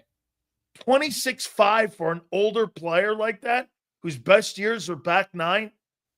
I don't know, dude. I've never been a huge Jalen Ramsey guy. I don't know what it is. I know he's a good player. I'm not here to tell you. He was great in Jacksonville. He's a great player. I know. I'm just not a Jalen Ramsey fan. There's just something about the dude I don't like. I don't know what it is. It's one of those things. I think Slay was better. Slay was good. I think Slay was better than him. Yeah, no, I agree. I mean, I don't know. Ramsey they're different systems. They're different. Corner. I mean, Ramsey is one of the best lockdown corners. He's a true lockdown corner, but you know, they're different. But yeah, I can appreciate both. Yeah, I absolutely. So, well, let me ask you this then. Okay, so I read that article that he did with the Eagles.com, Jihad Campbell. Do you find it weird that they drafted a guy they don't know what they're going to do with, or do you think that's just public stuff? And they know what they're going to do with him? Because, I mean, he made comments. He goes like this. Yeah, don't worry. We're going to get to all the supers. I promise, guys.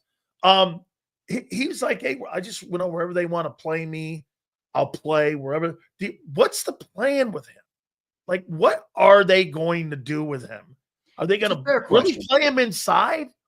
What are they doing? Question. This is how I would look at it. I would assume this is how the Eagles are looking at it, but I'm also not so self-absorbed to think that the way I view it is the way they view it. But this is my answer to your question, because I do think you're right. There's a lot of gray area here to spend a first-round pick on a player, and is there more than meets the eye? I think the Eagles have what they believe would be a floor for the player and what they would believe would be a ceiling for the player.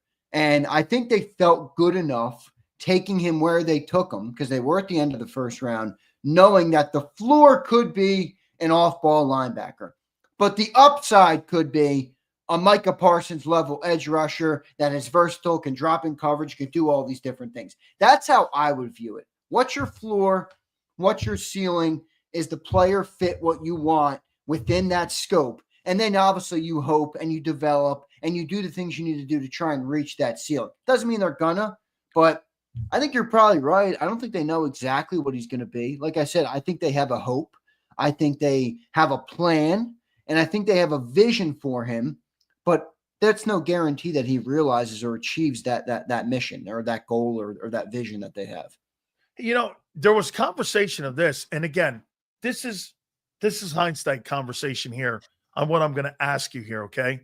So let me throw this at you. Where was that pick again? I want to go down here because I remember Howie saying there was talk of them moving up to 22 where the Chargers were. Okay, so Walter Nolan goes 16, 6 picks earlier.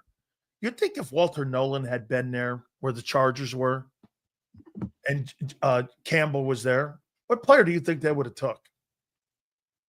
If they traded up to 22? Yeah, where the Chargers are. Because didn't Howie say he was talking to trading up there? The Chargers, wait, what? Who'd you say? The Chargers took a receiver, I think. Yeah, so what are you saying? Who would they take instead? Oh, they took a running back. No, who are you saying the Eagles could have taken instead, though? No, what I'm saying is if Walter Nolan was there, instead of going to Arizona at 16, if Walter Nolan was there, who do you think they would have took? Walter Nolan or Campbell? It's a good question, and it's hard to answer because you don't know how the Eagles had Walter Nolan graded versus now you know how they had Jordan Davis. Huh? Or how they think of Davis. Yeah, but I also think it even more comes down to Walter. Like if they had Walter graded in their top 15, like they've now told us they had Campbell, maybe they would have taken the defensive lineman. But if they didn't have him graded top, remember, Walter Nolan was one of those guys where a lot of people had him graded high, and some people had him second round. So I don't know where the Eagles were on him, but it'd be interesting. It'd be interesting to see. I think Campbell was who they wanted, though, man. They targeted that trade up for Campbell, and he kept falling. Remember, they couldn't get the trade through. They were trying 23, 24, 25, 26. They couldn't get the trade through. So he kept falling, and they took him. I think there's a small red flag there with why he kept falling, but I think the Eagles have earned the benefit of the doubt to draft. Like I'm not going to sit here and question right now. Plus, they're on a run right now. Players' ability. Their system is clearly working when it comes to the NFL draft. You know, I got faith in that. I got trust that that's going to work out with him. I love the player. I watched him at University of Alabama. Obviously, I'm a Bama guy. I think he's fabulous. Yeah, he's going to be a good player. The question is how good, in my opinion. And where. All right, bro. Which is answered by how good. Yeah. Well, I got it. He's a superstar. You know he's rushing the passer. Listen, dude. You had a conversation today, and it made me sick. Uh-oh. Which one? Okay. Bro, we're going into year 4. How many fucking conversations are you going to have about somebody being in shape? Come on, man. I'm with you on that. Right? I'm with you on that. I mean, I don't know. You played defense. Bro, you and me are talking about Trotter being whether he, Yeah, but did you hear the one thing John said that was interesting to me of the Jordan Davis being in shape thing? And Jordan Davis, what the Eagles are asking Jordan Davis to be the big ass mother effer basically that he is, clog up the middle and take up space. Now there is a catch-22 that me and John talked about this morning a little bit where it's like with Trotter, with Bone, with Carter, you're like getting shape. With Jordan, you're like, you can't lose too much weight or else you're not going to be an effective nose. So how do you gauge, like, in its nature, getting in shape calls for more cardiovascular strain and activity. A lot of those things are weight loss inducing activities. It's not like going in the weight room and just lifting weights or bench pressing. Anybody who's ever been to the gym knows that doesn't necessarily make you more, fit for cardiovascular activity. It doesn't. I used to go to the gym in college. Believe me, I could pump iron. I couldn't run a fucking mile. All right. So it's different. Now, I don't know. I don't know if that's an excuse. It's really not. You're a football player. Figure it the hell out. But I think that's maybe there's some merit to it. And I'm with you. Let's go. Like either it's this year or bust, but I like Jordan. I think Jordan's a good player, man. I don't know what the Eagles want out of him. I don't want to have a conversation when the first thing is out of our mouth what kind of shape he's in. I agree with that. You said something that was so good. It's so good. You're like, has the conditioning conversation been put behind? No. I don't want to I want to start this. The guy makes a flat step. He needs to not take false steps at line. Well, fuck, reps are going to take care of that. Or this, the guy gets in a wheel route, and the guy can turn him around like Cooper DeJean got turned around by Adam Thielen. He'll learn from that. I can't have this.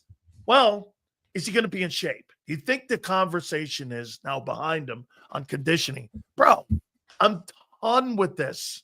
And until further notice, like Jeff Kerr says, that's going to be a stain on this kid until this kid can show you that do you know that, in my opinion, how good you guys were a year ago? Just follow me, Xander. Can you imagine if that guy was ready to play in all 17 to 20 games, how fucking even more immense you would be? You'd have the best duo in football, wouldn't you, at D-tackle? In theory. Howie drafted those two guys for a reason. Why? To be the two best tackles in football. They even went to Georgia to get the two teammates to play next. Do you know how rare that is to go like this for a GM? I'm not only going to draft one of them, I'm going to get the other kid that played next to him, and I'm going to put the faith of the defense and the backer. And the backer. You're going to get this. I'm going to put the whole triangle on the Eagles. And then you're sitting there going like, all you have to do, kid, is just be in shape.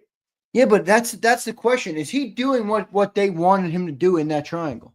He is. Yeah, but why would the coach come out and say, I'm not answering the question why he wasn't ready to play at the beginning of the year? Well, because that's Vic Fangio. I mean, he's an old school dude. He doesn't want any excuses. But again, like I do bring up the catch-22. Like Steve Ike says this. He says, JD is doing his thing. He looks like he's slimmed down to me. Well, the only reason Steve Ike is saying that is because Steve wants Jordan to be more in shape because we think that's an issue. Well, guess what, Steve? And I say this with respect. You know I love you, Steve. I don't think we want him to be slimmed down. That's the point.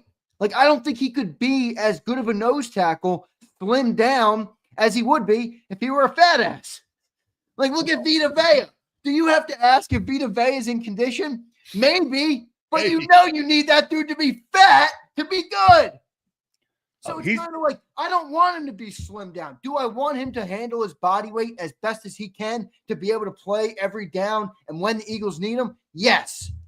Is that a complex issue for a guy who's trying to maintain his body weight, not cut too much of it down, convert more of it to muscle, maintain his cardiovascular? Like that's a complex thing. He's got to get with an elite trainer who knows how to train him. I mean, well, okay. So Carter's like 310, right? 305? Yeah, I think like 310, 315. Okay. I mean, I watched a 305-pound guy crush people in the middle. I'm just saying. I mean, you're not wrong. Vita Vea is 346 pounds. 300, and at times when he goes on IR and he comes back, he's 356. Yeah, that's a big boy, Vita Vea, man. Okay. He's a big dude, and I think that's what caused him. Dude, it's like a full-time job. Tell these people, you used to play DT. It's a full-time job keeping on your weight. I'm telling you, it's impossible. Dude, these guys have to. Part of their job is budgeting time to eat food. Right. They need to get plates of food, thousands of calories to maintain their weight. Yep. It's a real thing. So I do think there's like, I don't know. I'm not smart enough to know the she was my wife, my girlfriend at the time. When I was 390, by the middle of the season, dude, do you know how many milkshakes and fucking stupid shit I'd have 390? You were playing at 390? I'm sorry, 290, 291. You were at 390. No, 290, 291, 293 in there. When I was 290. Is that your play weight at Miami? Yeah, 293. I ran 4.8s. Yeah. Yeah, Jerome ran 4.8s at 325 pounds, but this was fucking 38 years ago. Yeah, that's crazy, dude. Hey, we're playing against 290-pound linemen. Today, these guys are 375 pounds. Hey, couple last ones here for you. Then we're going to get to the supers. Please hit the like button here. Gary Cobb, by the way, will be with us at 4:45. He's at an event right now, so just to be a little bit past the time down at the bottom of the hour. So, Xander, you're going to have to make sure during this football season that you call me out on one thing. Oh, I'll call you out. What okay? Is it? I want you to call me out on one thing. Ready? When I say that they need more preseason football, make sure you tell me, shut the fuck up. Okay? Because I have to get away from that old school mentality because I've never seen in the 4 years that I've been covering your football team going into the 5th year now, I've never seen a healthier football organization in my entire life. I'm going to knock on wood, folks. Okay? Put that in the Nick Sirianni win column. Yeah, because you think Nick did that. I do. I happen to think that Howie and the doctors did that. Well, I don't. I think it's partly on them, but I think they have a coach that understands that wants to know more about what it's like to be a player and also relate to the coaches. Where Vic Fangio would come in and say, blah, blah, blah, we need more practice. And it's great. Vic is great. He's a great defensive coordinator. This is why Nick is a good head coach, because he bridges all of the gaps that are necessary to bridge. And he does it. His players like playing here. They want to play for this team. They want to play for this organization. The results speak for themselves, and everything is clicking. You think they play here because Nick's here? I think he makes it more enjoyable for them to play here. They don't. I mean, nobody plays anywhere because of a coach. Nobody. Well, no, I pay because you pay me up front. And well, that's what I'm saying. But that's true for 100% of teams and 100% of players in the league. Let's be real. Nobody money up front. No coach, though, has the gravitas for a player to not take a big contract somewhere else. No coach. So I'm not holding that against Nick. Yeah, when they give me that bag of money instead of the promise money, and here you want to come play in Philly. My favorite part about you, Sileo, is you find all these little intricate ways to give the team credit, and it's great. It's awesome to listen to. But the minute I try and define who that credit falls on the shoulder, Nick gets no credit. You just erupt.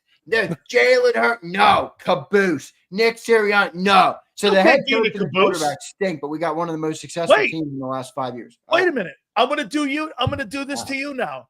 Do you think comparing Jalen Hurts to a guy like Bob Greasy is a bad thing? Jalen Hurts is a superstar. Okay, wait a minute. Like I said, well, Bob Greasy wasn't. He just won 3 straight conference titles. Jalen Hurts ain't no fucking Bob Greasy, man. And guess what, folks? So again, okay, here's a guy that won 3 conference championships in a row, 2 Super Bowls in a row, and is a Hall of Fame player, and is a guy who was on an undefeated football team. That's a slap in the face? I guarantee you Jalen Hurts' legacy will never accomplish that. Oh, come on. 3 in a row. Jalen Hurts will be remembered. 3 Super Bowls in a row. Jalen Hurts will be remembered far more than Bob Greasy will be remembered. Yeah. Well, then you got a couple more Super Bowls to get to. And I think they're coming. And an undefeated season to go through. I think they're coming. So I don't know about undefeated season. The most accomplished football team of all time. Do you know that? That is the most accomplished team of all time. You got an undefeated team, 2 Super Bowl wins, and 3 conference championships. How you doing? And you got a Hall of Fame coach, not a flashlight holder. Give me Jalen Hurts. Who? Give me Jalen Hurts. Who? How you doing, bitches? Yeah, wait, let's read Kimberly's because she just snuck out on a work break to send us a super chat. We'll get to all super chats. Kimberly, thank you. I said last week, Mundy got drafted to replace Dean. Yeah, you're probably right, Kimberly. Probably right on that.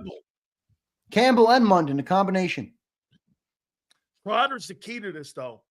I'm telling you, Xander, if Trotter blows, how are you getting rid of Dean? You got Munden and Jihad. How are you getting rid of Dean? You got Munden on a rookie contract. Yeah, but you got Campbell. Okay. So I have Campbell and Dean and Bond. That's not awful. Well, listen, if Trotter blows this year, you replace him when Dean gets healthy with Dean. If you go into 2026 season, you're going to have Munden going into year 2. You're going to have on a rookie deal. Fahad Campbell fully healthy on a rookie deal, and you're going to have Zach Bond. You're cheaper. You're cheaper, and you still got the bodies you need to have depth. You're right. And have 3 guys. They're gonna move on from Dean because he's eligible for money.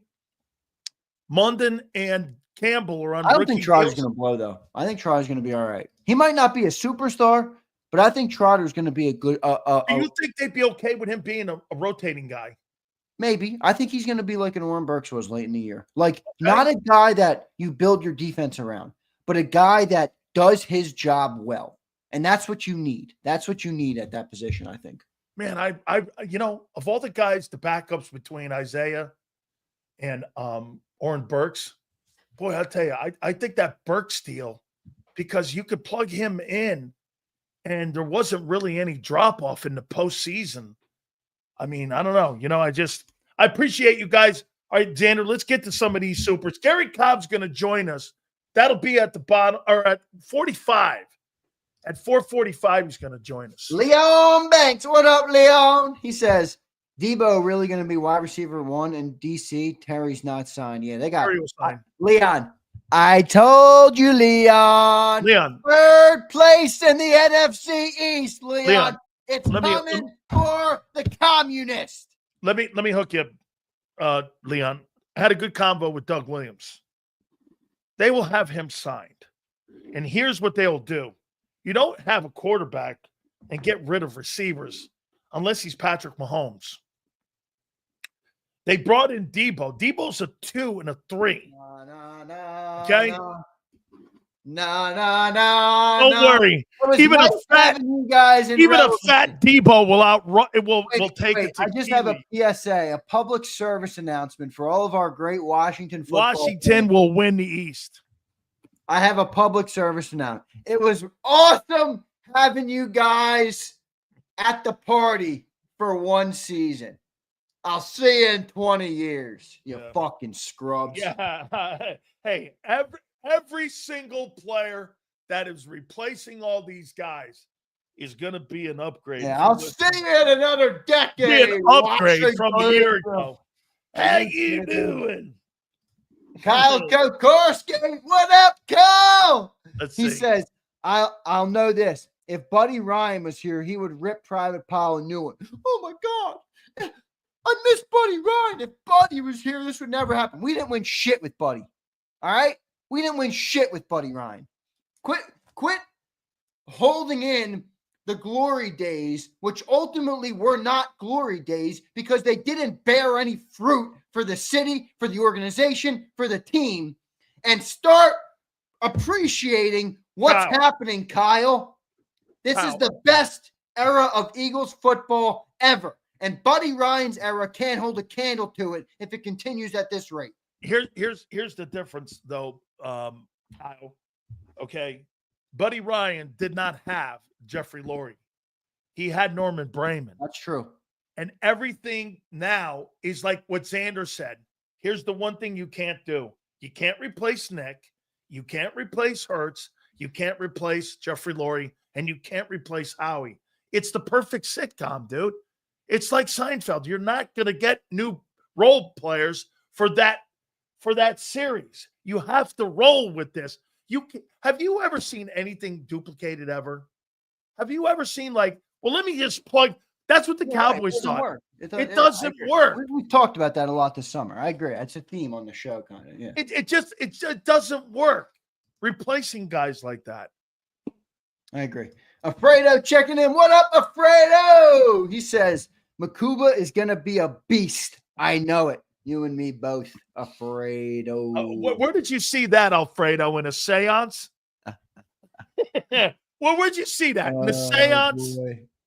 He's going to be a beast. So let me guess. When he was locking down people at Wake Forest, or he was locking Wake Forest receivers down, you're trying to tell me that Alfredo, I'm with you, dog. Alfredo, I'm with you, dog. Appreciate you, Alfredo. He says again, Alfredo checking in again. How many times have we had Vic Fangio? And I think he was saying this in response to you saying, well, how many times have you had a number 1 defense twice in a row?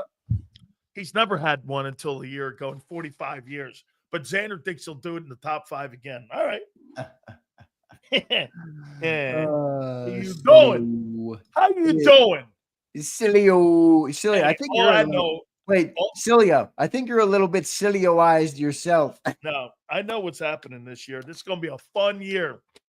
Holy shit. Look at Kyle. Kyle, that's no super chat, but that's getting put on the screen, my friend. Put some respect on Xander's name. He predicted the infamous no holes defense. So what's the new name? What's the new name in 2025? I'll get you a new name. I'm thinking by like late August. Well, at the same time, I dubbed no holes defense. I dubbed it, remember, late August last year. Here's mine. The USS fucking Titanic. Oh yeah, because Limburg cheese really worked out for you last. The USS fucking Titanic. Can you imagine, guys? I would never be caught dead if there was video of me posted all over YouTube calling one of the most historic defenses in Eagles history the Limburg cheese defense all year. It must suck to be Sileo. Hey, don't worry. I'll be. You know what this will be? Great. Unbelievable. This year, it's going to be the RMS, Titanic. Oh, man. RMS, baby. Because Keely Keely Ringo. Hey, how long do you think? Wait, you know who's coming in with the lifeboat? Fucking Jordan Davis, baby, pulling up in the lifeboat. Jordan Davis in a lifeboat? Hold on. Jordan Davis will be in a dinghy. He gets a kayak off the back. Yeah, he can fit in a kayak. Sure. Kyle says, here's Kyle. He says, one championship doesn't make a dynasty. What I was a part of in high school, we won seven. Oh, my gosh. Kyle, I don't even think Sileo could defend that one. You're not pulling out your effing high school stats, are you on me? Kyle, what'd you play? Pop Warner? Kyle, come on, Kyle. What is this, Pop Warner, dog? Pee-wees? Midgets? Come on, Kyle. Midgets. Hey, Kyle. You got to be kidding me. Kyle, this is pretty funny because I'm going to give – hey, Kyle, this is for you. I had a guy one night at a bar come up to me. He starts nudging on me going, hey, you know, I got hurt when I was in high school. I made all-city fourth team. I was like, oh, wow, right? And he goes, yeah, but I hurt my knee. That's why I couldn't go to the pros. And I was like, yeah, I got it. I like that guy. That guy's always fucking my guy. How you doing? Hey, what'd you think of your NHL draft with your Flyers? They're not my Flyers. I hate the Flyers. Flyers. Were you Rangers? Huh? Rangers? Yeah. Flyers. You see that kid? They're going to stink for a long time, by the way, because they still don't have a goaltender. So everybody can celebrate all the drafts, all they want, all the great players, all the cute goals that everybody scores, and the dangles, and all these fun little things. How was Giroux? How was Voracek? How was all the guys who have come through on the city of Philadelphia and have never done shit for the team? They're not building the right way. How's it feel watching the guy in the Panthers who was a Flyer goaltender win cups? I think it's funny because I have been on the hilltop since I was a child. My cousins, who are diehard Philly fans through and through, all four, they love the Flyers, love the Phillies, love the Eagles, love the Sixers. They're Philly guys. They used to fight me when we were kids because they played hockey and I played hockey. So when we got together at the holidays, we would debate, me and my brother, with those two. They loved the Flyers. I had been telling them for 20 years now, you guys don't have a goalie. I know. And they used to have a ton of them. Back in the day, they had a ton. They were developing them. I mean, but I can't think of one in the last 15 years, right? I mean, listen, anybody that's not a hockey fan that wants the Flyers to be good, but just because they like Philly being good, don't expect wins until you get a goalie worth of shit. And Carter Hart was not really that great. All right. I know everything happened legally with him, but he was not really living up to the hype at all when he was playing. Yeah, the Rangers did stink this year. Yeah, you're right about that. But don't have a goalie. Not going to be able to get there, Sills. Man, remember who they lose? They lost to the Blackhawks. What was that? 2009 in the Stanley Cup final. Who was their goalie? Layton?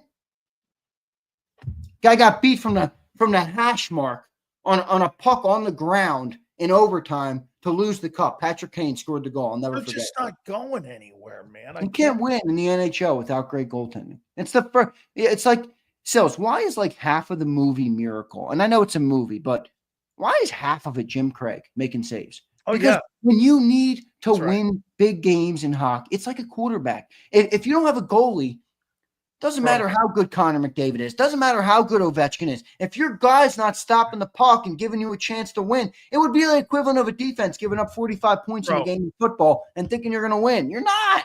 I watched Dominik Hasek take a Buffalo Sabres team that was the 8th seed all the way to the Cup Finals in a Game 7. Man. He's one of the best. When you get guys like that, like you said, I mean, look at what you had in New Jersey forever in goal, right? I mean, those guys. I love you, dog, but I can't believe you brought up your high school having a dynasty 7-10. Dog, your high school can't hold a candle to the NFL. Kyle, take that take, shove it up your keister, and hopefully you bounce back tomorrow with a better day. Damn, Kyle. That was an awful. Damn. He just ran you over like a Zamboni. Well, how you doing? Still, even you chuckled at that take. Wait a second. My high school had a diet. What? Hey, come on, Kyle. Really? Don't bring the high school. What are you, the guy Bundy? All right, so I think let me make sure we got all the super chat. Yeah, right? Oh, here we go. Park Alexander. What up, Park? Checking in, man. He says, this is a perfect storm for the Eagles. When they repeat, they will have 21 or more draft picks to three-peat. Go Eagles. Wow. Park, and the way they're drafting, they could have the best teams are yet to come, Park. Repeating. Holy shit. Sileo is holy cow. You are not repeating. You are seething right now. You are not repeating. No, it's funny. You're not repeating. Now, I will say this. I do believe you're going to win another one in the next 3 years. I do.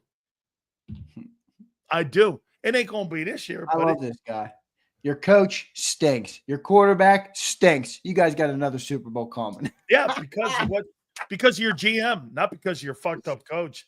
And by the way, and your caboose, as long as wait a minute, it's really going to determine if Barkley's healthy or not over the next couple.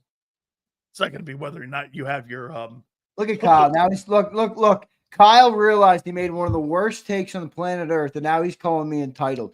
Alexa, listen, son. I see an entitled kid. Kyle. Oh, Kyle. Did I upset you, Kyle? I'm sorry, Kyle. Oh, what bro, a I love shit you, man. take again. Hey, Kyle, I love you to death, but man, these are 2 in a row. Nah, I'm not telling you. You're 0 for 2, bro. Cold streak for Kyle. That's what's happening. Holy shit. All right, Big Z. Hey, Xander. Great stuff. This is what are we? 22 tomorrow. We're 21 days out from camp, right? Let's see where we are. How many days until July? 22 days until they report. 23 days from them being on the football field. Holy cow. Oh, man. On to me, man. I cannot. This is gonna be the greatest year I've had in broadcasting. Do you know how many W's I'm going to fucking ring up? Like I said, 1,500 yards for my boy Barkley, about 1,100 yards for AJ, about 850 for Devontae. The defense will be around 12 or 13. The offense will be 12, 13. They'll get bounced in the divisional round, and then they'll end up moving on with their picks in 2026. They'll move on from some players. They'll sign your boys, and you'll be ready to roll. It's all good. I can't wait for Keely Ringo. I smell I think that's a repeat I smell. Oh, a repeat. That's because in Philly, you guys are known for repeating. I can't wait for this. Jalen Hurts has bucked every trend that's happened in this city. He'll buck another one, including your shit takes. Yeah, Jalen Hurts. All right. Hey, Big Z, you guys are killing it, and I appreciate you, brother. I'll see you in the morning. All right, Sills. I love you, brother. Thank you, man. Love you Appreciate too, everybody in the chat. Love all you guys. Appreciate it. You got it. That is Xander Krause. How you doing? Please hit the like button there. By the way, Gary Cobb is going to join us. Gary Cobb got inducted into a Hall of Fame. He got inducted into a Hall of Fame, and so he's going to be basically showing up at a Hall of Fame. Mark this down. Redskins will trade for T.J. Watt. Like it. I like it. Whoa. T.J. Watt on the Redskins. Sounds like a monster movie. Man. T.J. Watt to Washington. Or, hey, Kyle, don't go to sleep on Trey Hendrickson. Don't go to sleep on Trey. That could be too, dude. Let's see here. Look at this take. How half-assed this is.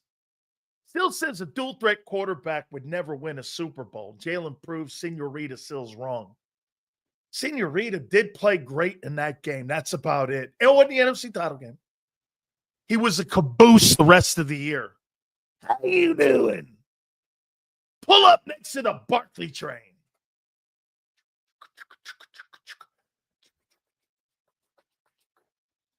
Jalen got on the Barkley train.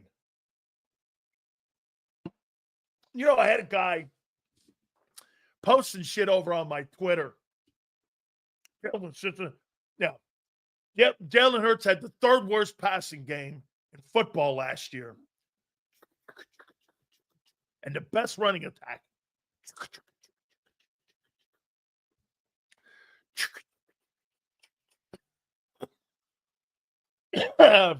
Yeah, Senor. He was on the Barkley Express. You know what it does? It goes right up the East Coast, the Barkley Express. Takes a left on I-10, goes across the Barkley Express. Then the little red caboose in the back is Hurts back there with Meghan Markle and Oprah. Was Mahomes' caboose for the Chiefs letting their defense carry them to the Super Bowl? No, because he doesn't play with anybody. I mean, look at this guy. My God, like I said, there's not one guy in the fucking huddle of the Chiefs except Creed Humphrey on offense that could start in Philly. Not one. Think about that. Not one player in the Bills or the Chiefs on offense could start in Philly. Not one. And he's been to 3 straight Super Bowls. 3 straight. And won 2 of them. Not one.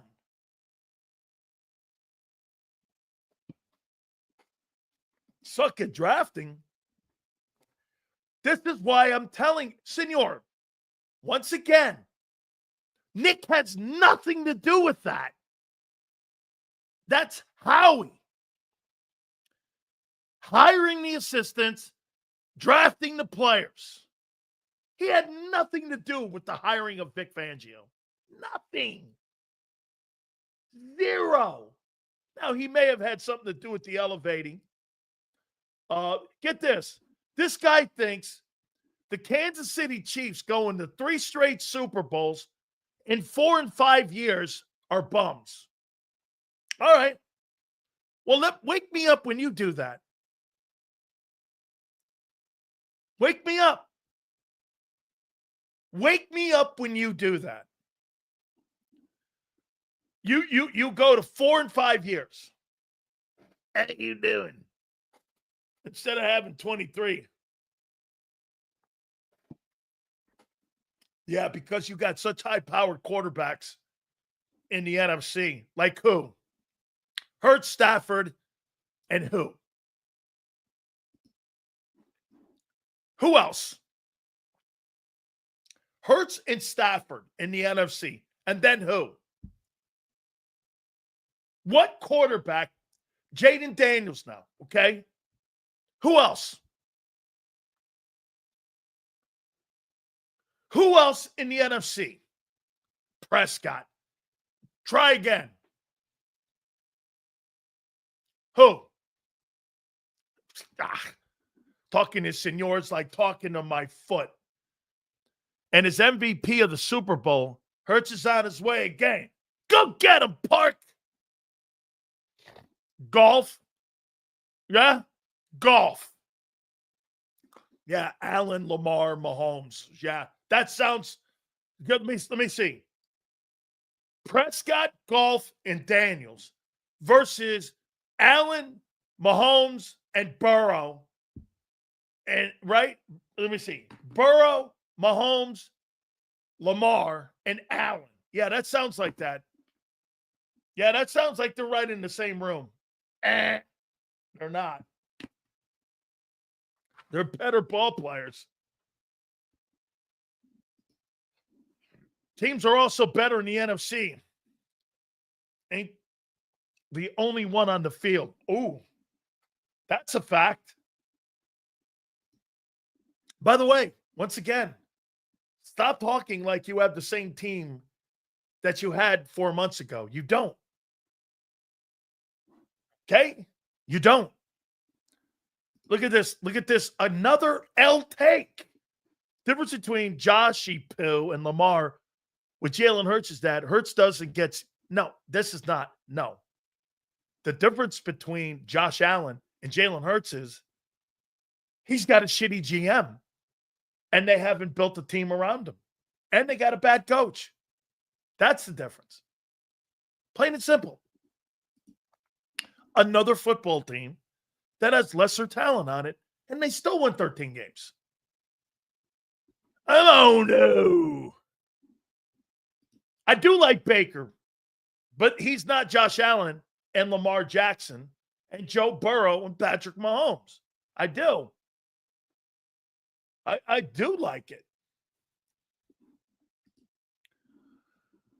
Still arguably the best team. They're not arguably the best team. And we lost. I don't buy that. And I don't believe that. And I don't think you do either. How could you be the best team when you lost 6 starters from the Super Bowl? How can you be the best team? We've got, get this. Will you at least say this? At least experience-wise. Hold up, Sills. Hold up. Did Sills just say Siri was a good coach by no. McDermott isn't a bad yeah, he is. They need an offensive-minded coach up there, in my opinion. Get this. See this right here? Until further notice? That's not how that works. Until further notice. So, according to M. Reyes, if they started their practice squad guys, M. Reyes said that they're the best defense till further notice. That's his mentality. The Eagles could start anybody until further notice. Even if they lost 5 starters from the Super Bowl. That's his mentality. They could bring up their entire scout team or practice squad team and put them in as starters until further notice. M. Reyes will say they're number 1 defense in the NFL. There's no arguing that. There's no arguing that until further notice. Well, you don't have the same unit, dude. What does Nick have to do to prove to you he's a top coach? Or do you believe he can't be it? This is a great question. This is a great question. What does Nick have to do to prove to you he's a top coach? Or do you believe he can't be a top coach without calling plays or handle personnel? Let me think about that for a second. Can Nick Sirianni change my mind? Nothing is in stone in sports. There's no such thing. You know what? And you obviously think he is already, but you're asking me personally, is there something he can do to change my opinion of him? as a coach?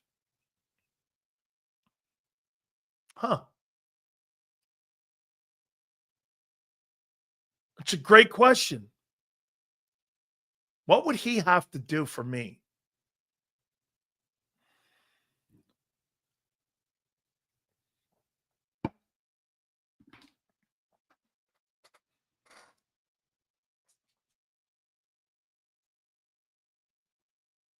Okay.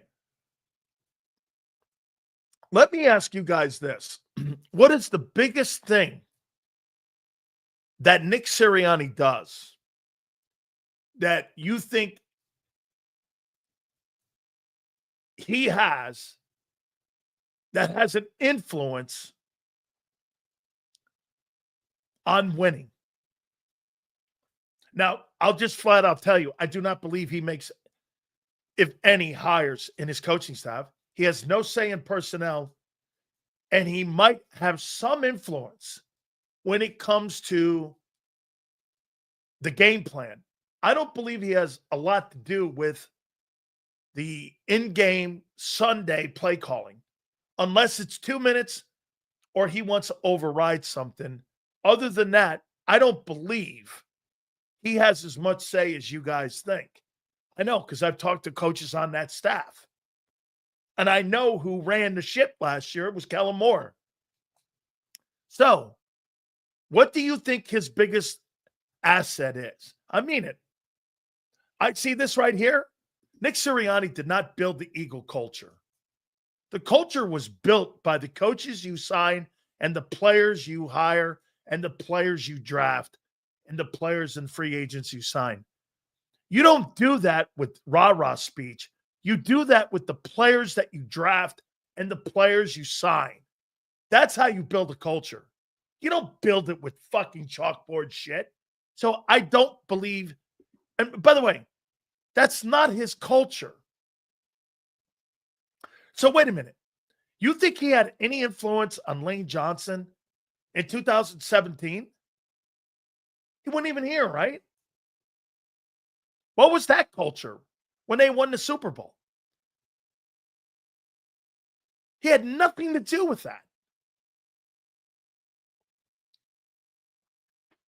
So, what do you think he does? It definitely has helped the culture. I'll buy that. Okay? I'll buy that. I do. Okay, I'm asking you how. Do you think he's of little, if any, importance to the team? Oh, I do. I'm trying to figure out what that is. Now, how about this? Barry Switzer said one thing. You know, he came in, he won a Super Bowl. He goes, hey, I just don't want to fuck anything up. I think there's a talent to that too.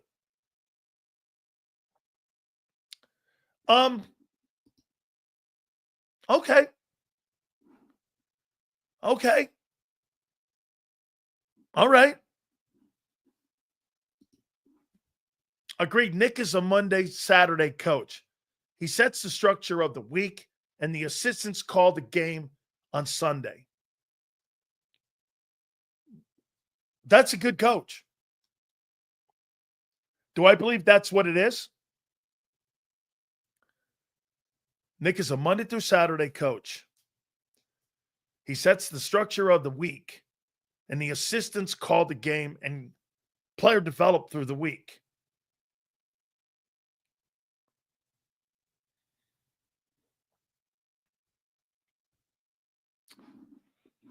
That's not as easy as you think. See this right here? That's not as easy as you think. I really love that question. I have not been asked it. Is there one thing he can do to change my opinion of him? What would that be?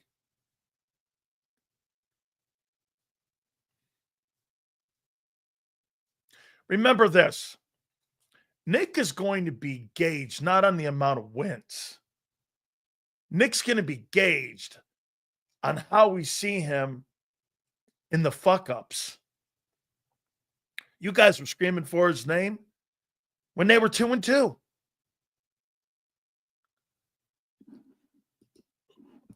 So he's a strategist, not a technician.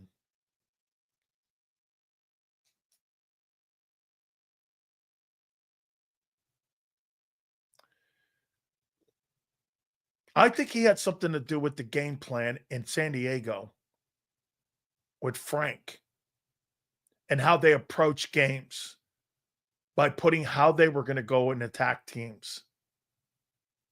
I do. I was there for it.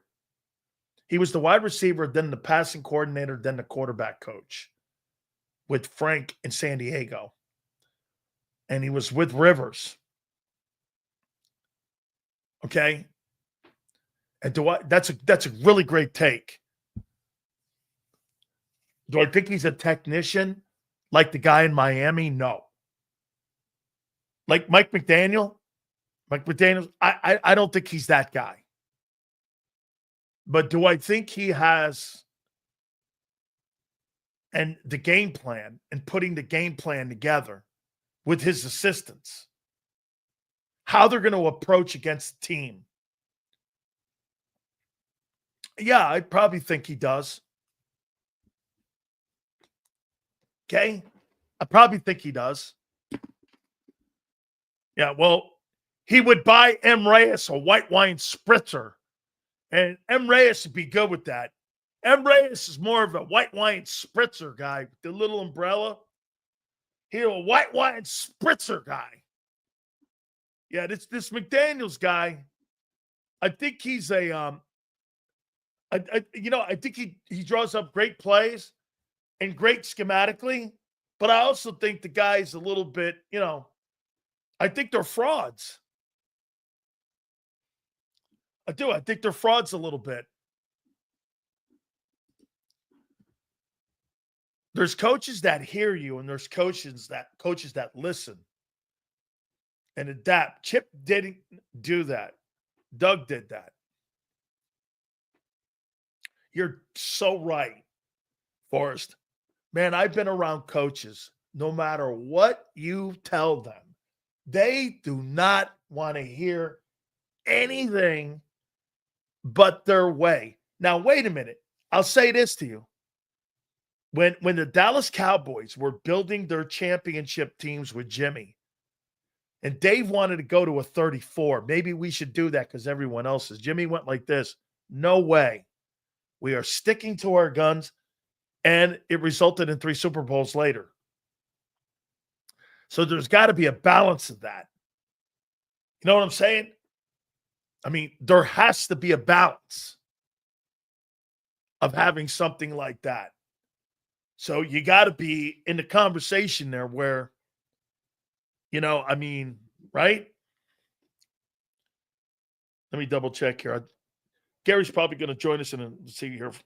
I'm in Stanford for the Hall of Fame, but I won't be ready until 4:45. So he's probably going to be ready any minute now.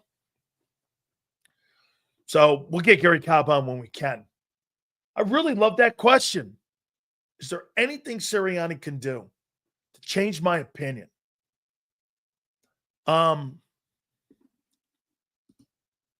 Chip would have made an excellent OC, not head coach. I think Chip Kelly is going to be a great coach in Las Vegas for Pete Carroll. I think he's going to be fabulous there. I think Geno Smith is going to have a great year in Las Vegas with Chip. There's no doubt. I believe the Raiders are going to be better. How much better, I don't know. The West is going to be pretty good. I think the Chargers are going to win that division. Remember I said it. I believe the Los Angeles Chargers are going to win the West.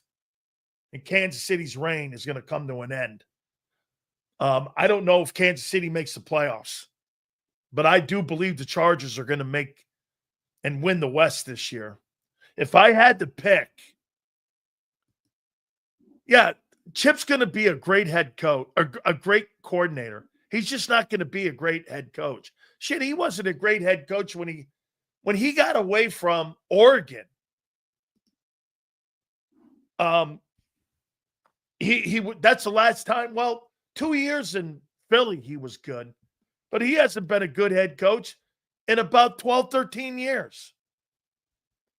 In the AFC East, let me write this down.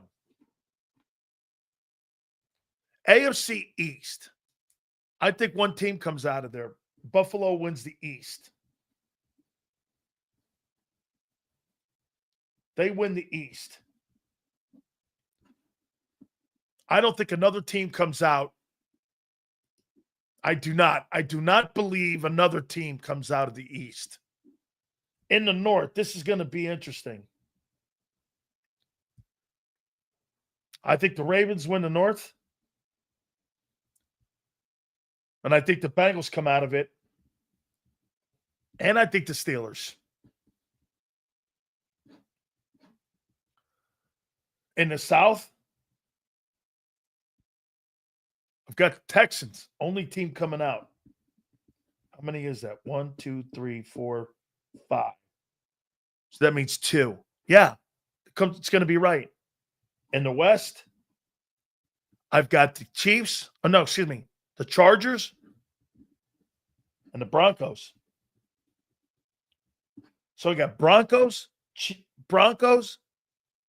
Chargers, Texans,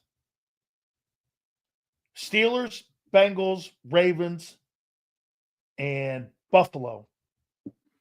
Then you know what you're going to have in the AFC? You're going to have an opportunity for Lamar Jackson and Josh Allen to win a Super Bowl. I'm not saying they're going to do it. And Joe Burrow are going to have a shot to win a Super Bowl. Okay? Here's the NFC. You got Washington winning the East. You got the Eagles.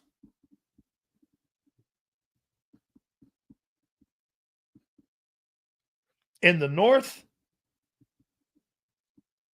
I've got the Lions. The Packers.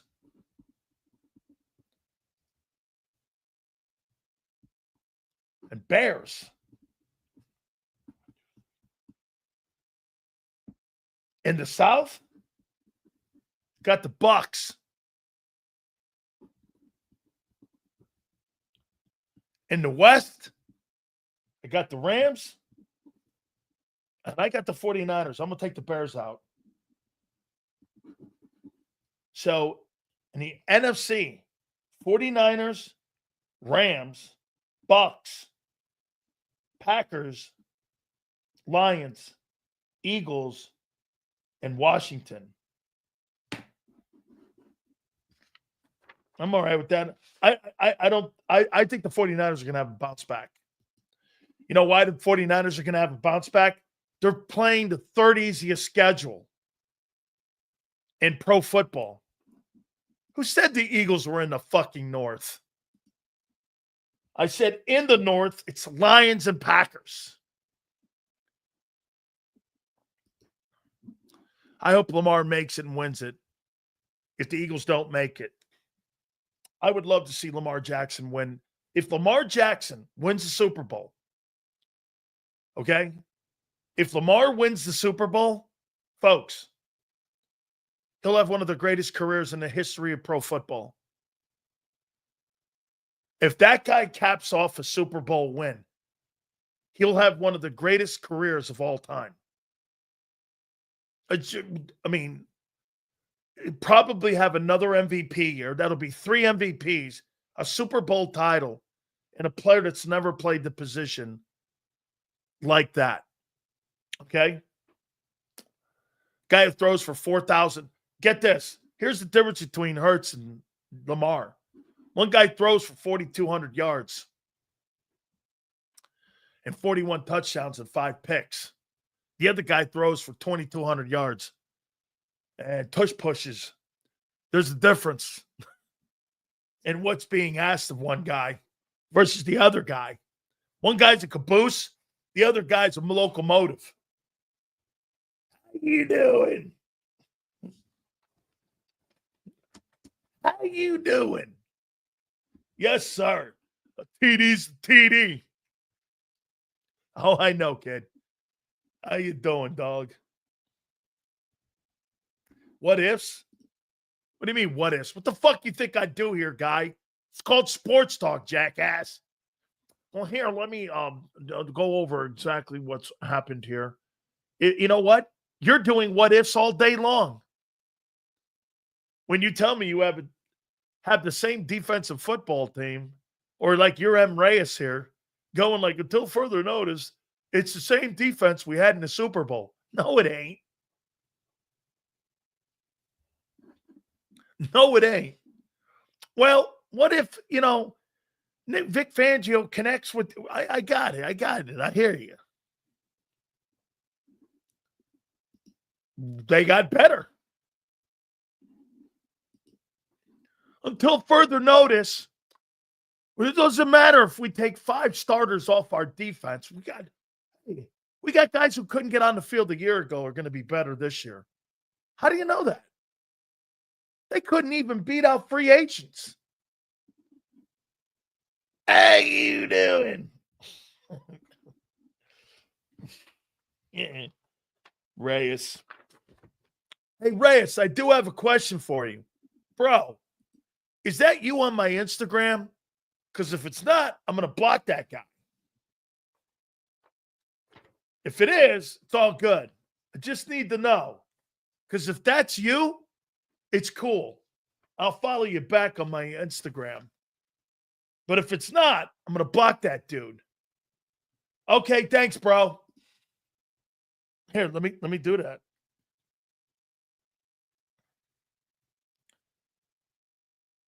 Just making sure that's you. Because you never know. You got I got a lot of psychos here that follow me. So I got to always make sure here. So I'll follow you back, Junior. Where is this guy?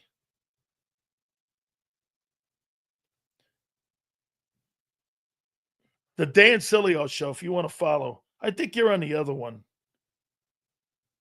Yeah.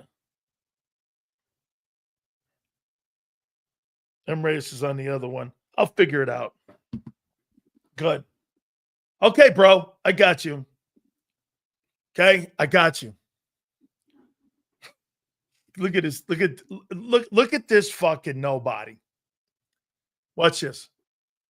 Here, I'll show you this. I'm gonna show you something here. Hold on.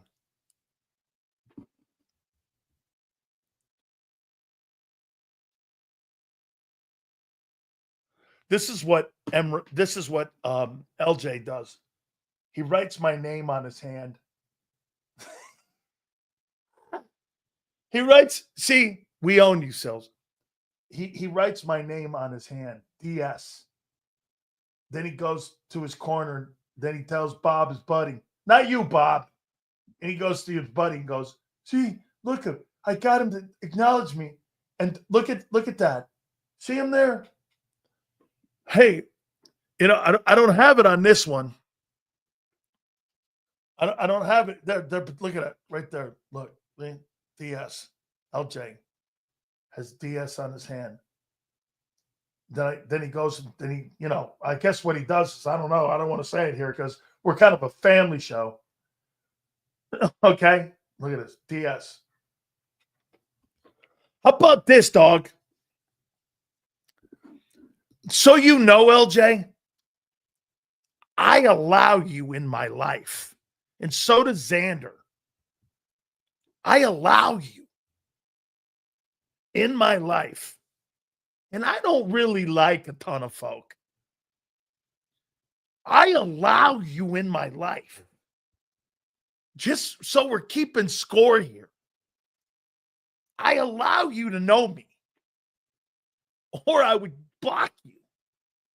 So you should feel thankful that I even know who you are. Do you understand? My daughter asked me, people that I've supposedly met.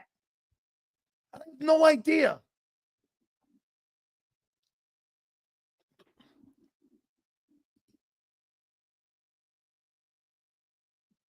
This guy's really giving me the creeps now. I'm not sure I've been stalked. Hey. Hey. I'm not sure I've been stalked like I had a chick one time, Xander, stalk me like this. She used to knock on my door at 3:00 in the morning. Dan, are you in there? Dan. This is like LJ. Dan.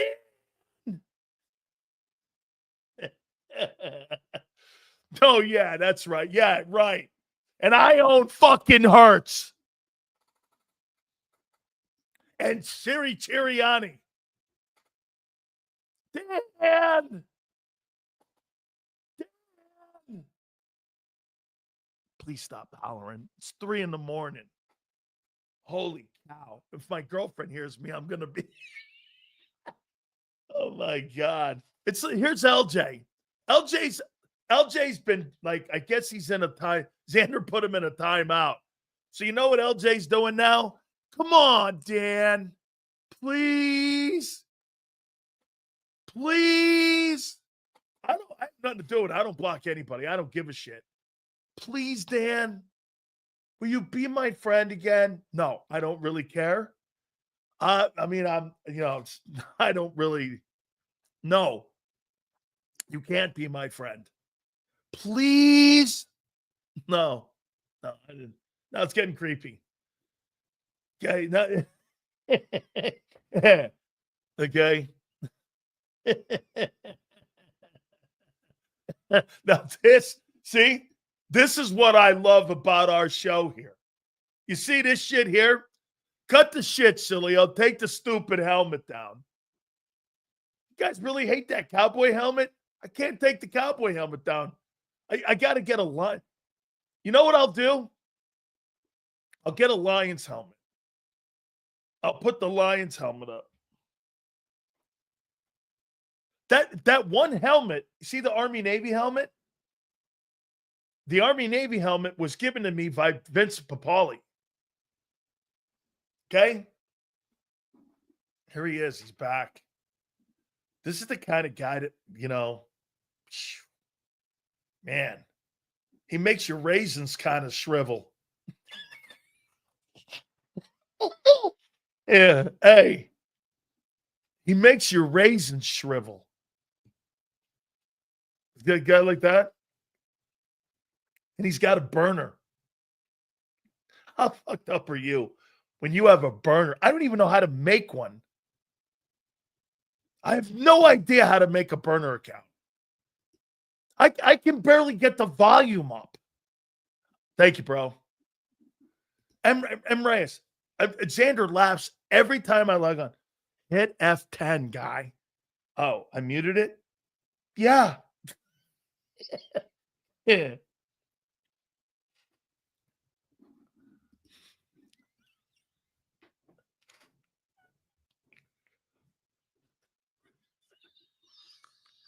Nigerian prostitute.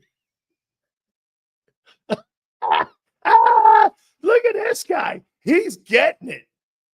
LJ, never talk to your father like that again. I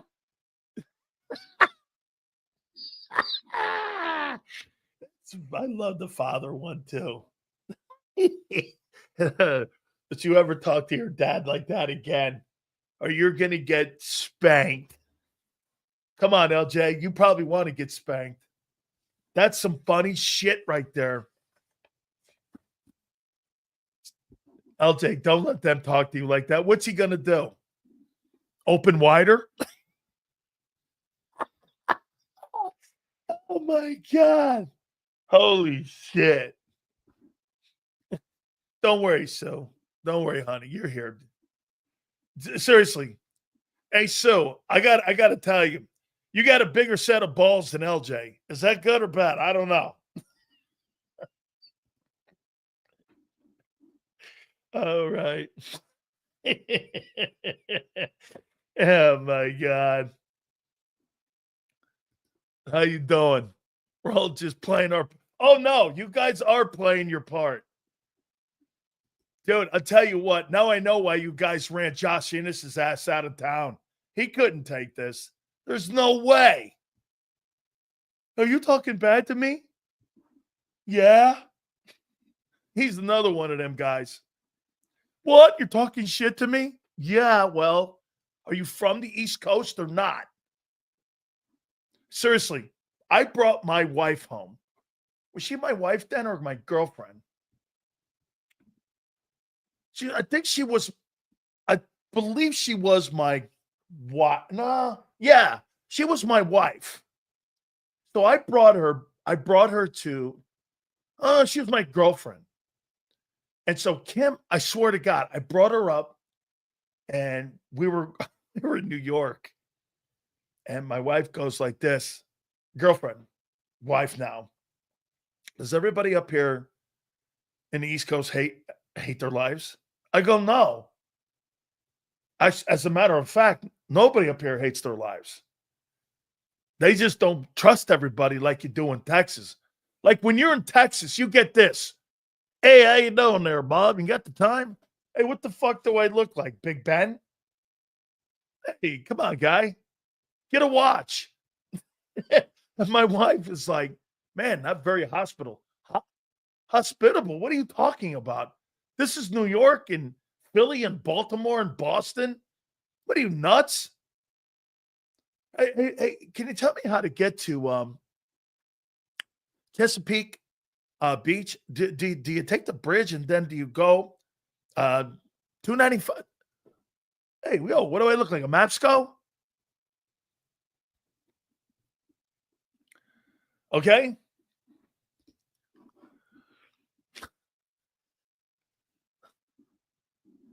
Little Ellis used to email me every other day to block people. We don't block people here. Only when you're, I don't know, weird.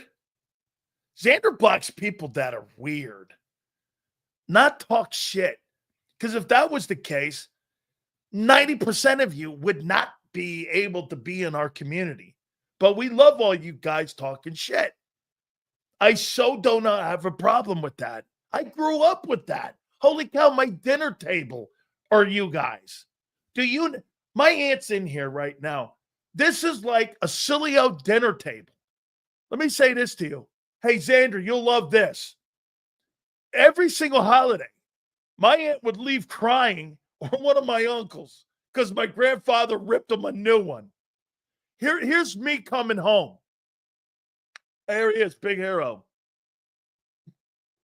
I couldn't say shit in my house. My grandfather would go, look at it, big deal. Here he is, the big deal. I'm not saying nothing, Gramp. And my grandfather would go, oh, big soup. Here he is, superstar rent-a-car.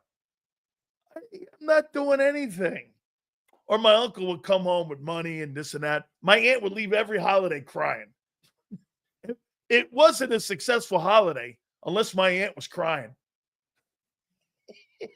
I mean, I'm like, me and my grandmother used to just look at my grandfather going, Betty Ann's crying. God dang you, man. Well, God dang it, it's just and that.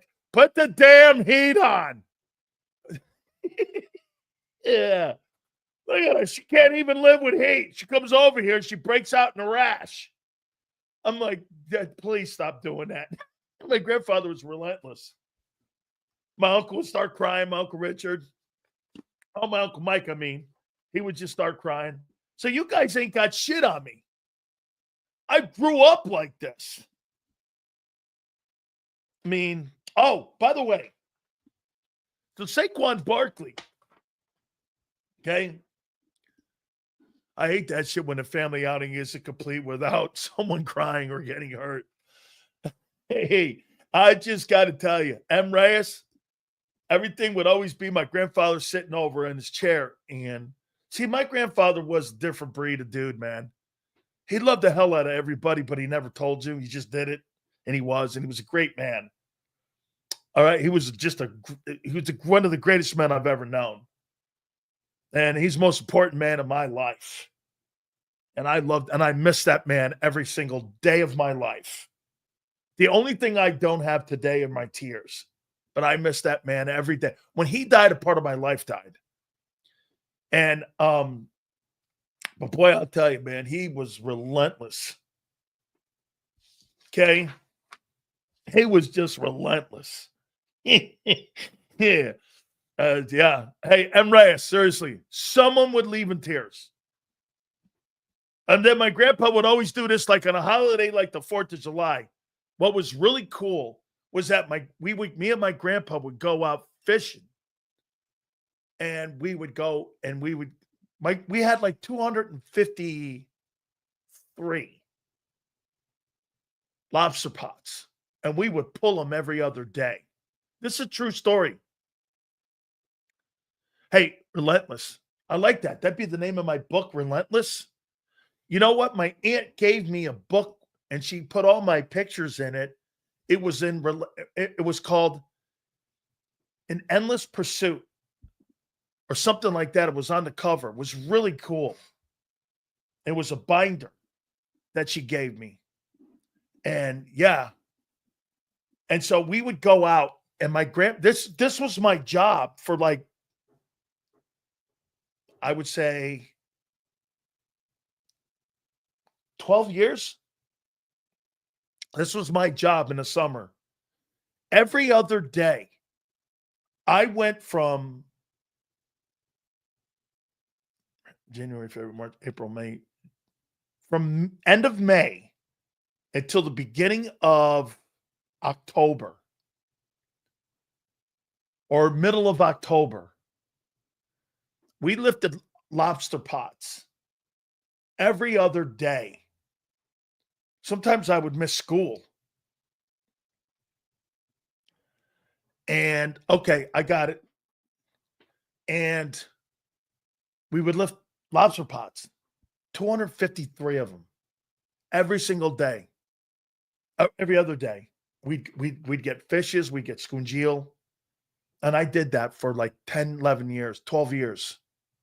I was a fisherman for my grandpa. Endless, relentless pursuit. That's it. Yep. And I did that, lifting lobster pots with my pop. It was the greatest thing. We'd be out there in the ocean. During the 4th of July week, my Uncle Richard would get firecrackers and we would have all kinds of like fireworks. My Uncle Richard got them from like South Carolina. I forget where. I don't believe they're, hey, am I right? Fireworks are illegal in Jersey, right? But somewhere south, so they would get them and they would bring them up. And this Greek guy used to give them to my uncle. Okay. And we used to have such a great, we'd have all the fish and shit like that. And we caught it all. Okay. Only relentless thing about this show is Sil's weight gain and Xander's hair loss. Hey, LJ, who are you again? Some Canadian guy who drinks Similac. That's the only milk that's worth drinking. In Canada, it's like titty milk.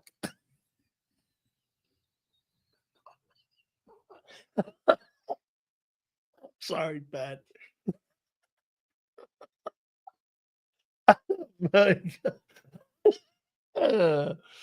Oh my God. Oh my God. Oh man. The Canadian crippler. Like, what does Canada have that I want?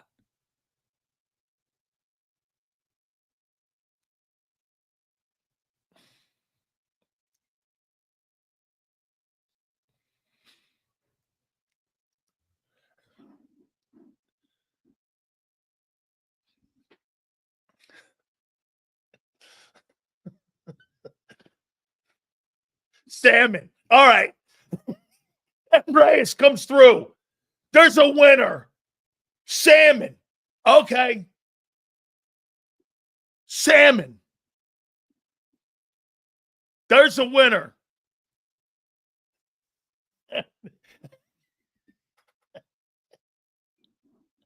Wow.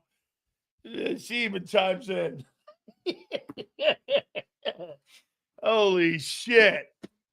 Stammen, way to go, bro. Now, they do have good strip clubs from what I understand. Okay, wait a minute. The poultry's legit. Okay. Let me guess. Healthcare. Yeah. Healthcare, skinny people, normal-sized portions of food. Well, get this. Who the fuck wants normal-sized portions of food? I want to, as I'm older, I choose to be like this, dickhead. I want to be like this. I spent my whole life worrying about weight and conditioning for 39 years. I don't want to do that anymore. This is a reward for Big Sills. Okay? Free Diddy. Yeah, I think he's going to be away for a bit. A cream soda? I don't like cream soda. There's sunshine. LJ, the king of L's. Then again, LJ's like their fucking hockey teams. They haven't won in decades. And he's not going to win here. This guy has the last time LJ will get a win is the last time Calgary won a Stanley Cup. Or no, Montreal. I think it's 94. That's the last time that Canada has been good. Oh, yeah. And by the way, the Eskimos have been good. And the Toronto Argonauts. Now, look, that's a good one. They have the Hart family. Yes, sir. They have the Hart family. They absolutely do. Hey, one thing I'll say about your boy Barkley. Kevin Hart? No, I want a guy with a little height on him. That'd be Bret Hart. Kevin Hart? No, Kevin Hart, he a little guy. He a little tiny little guy. Dude, Jake Elliott is a bigger dude than Kevin Hart. Jake Elliott could eat a snow cone off the top of Kevin Hart's head. I've got a 2-year contract, Yale, in my bag from the have I ever showed you guys this? Drake lost, LJ lost, and they suck at hockey. Let me see something here. Let me see if I have this.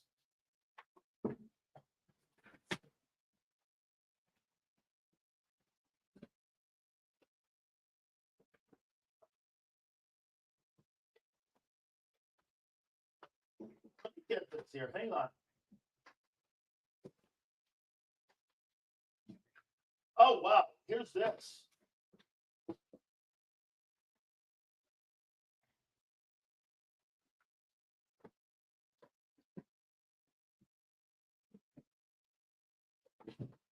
That's pretty cool. So here this is for LJ. Sales the salmon in Canada.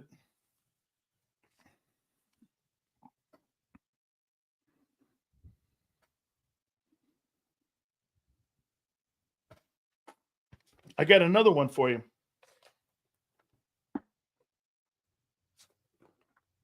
Oh, I found this. Check this out. This is that Jerome Brown thing. And look at this.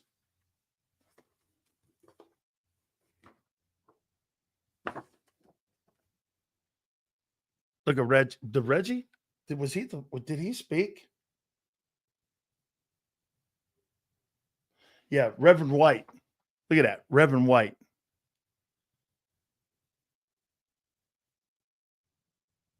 Look on the back, Eagles. This is Jerome's card that they handed to us.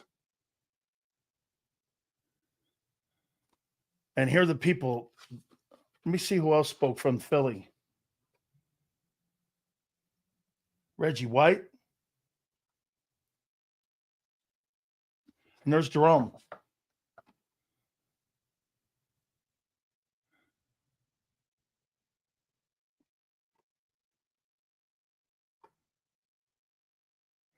The Philadelphia Eagles, I didn't know this. They bought the tombstone. The Eagles bought the headstone for that. Huh. I did not know that. So check this out. Remember I told you that I wanted to play for Ron Myers because SMU? Check this out here. I'm the first player signed by the Las Vegas Posse. Welcome to the Las Vegas Posse. As one of the first players signed. I was the first player signed. The GM gave me this for the Posse.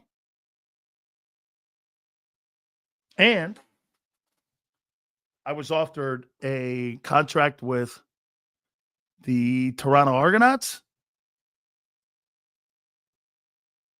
Encloses our 2000 standard player contract. And this one's pretty cool. Look at this. Dan, here's the fucking player's contract. And here's the contract.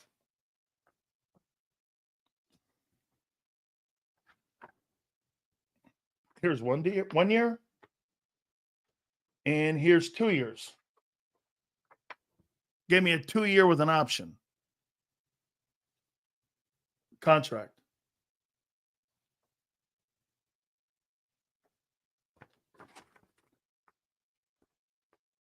Right here. Standard Canadian Football League contract.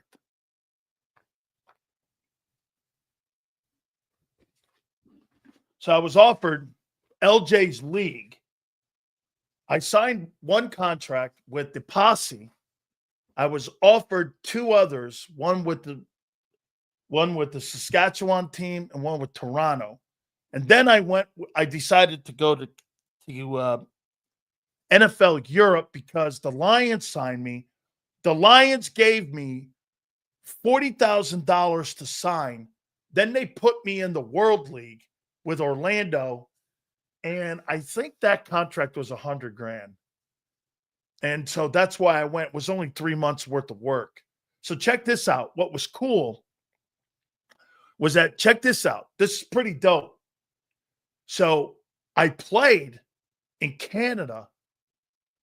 I played with the with the Thunder, that helmet right there.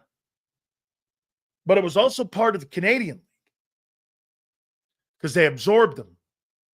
And I played, and I got $100,000 for that. Then I went to the Lions for about 4 months, and I got a contract with them, and I made about another $125,000. So that year I made like $235,000, 6 months work. It's pretty cool.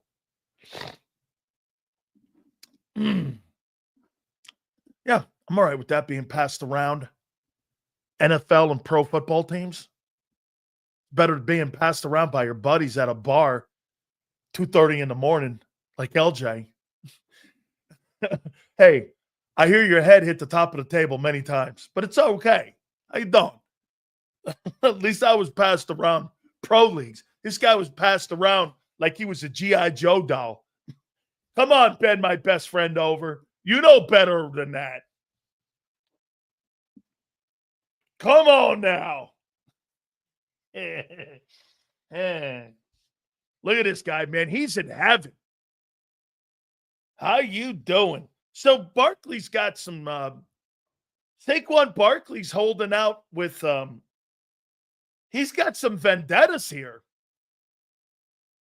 Commanders never called, and the Cowboys never called. Damn, he sounds like LJ. They never called me. So I'm going to have to go for 250 yards on them every chance I get. Yeah. Hey, this guy's holding he's got markers. Commanders never, how if you're the Dallas Cowboys? So you never called Henry, or you never called Barkley. I'm assuming you never called Josh Jacobs either. And so Barkley's like, hey, they never called. Speaking of getting bent over, how much money did you actually net from the CFL after taxes exchange rate? Very nicely done, my friend. I believe in the Canadian League, they didn't pay a lot of money, man. That's one of the real reasons I didn't go. But I think they paid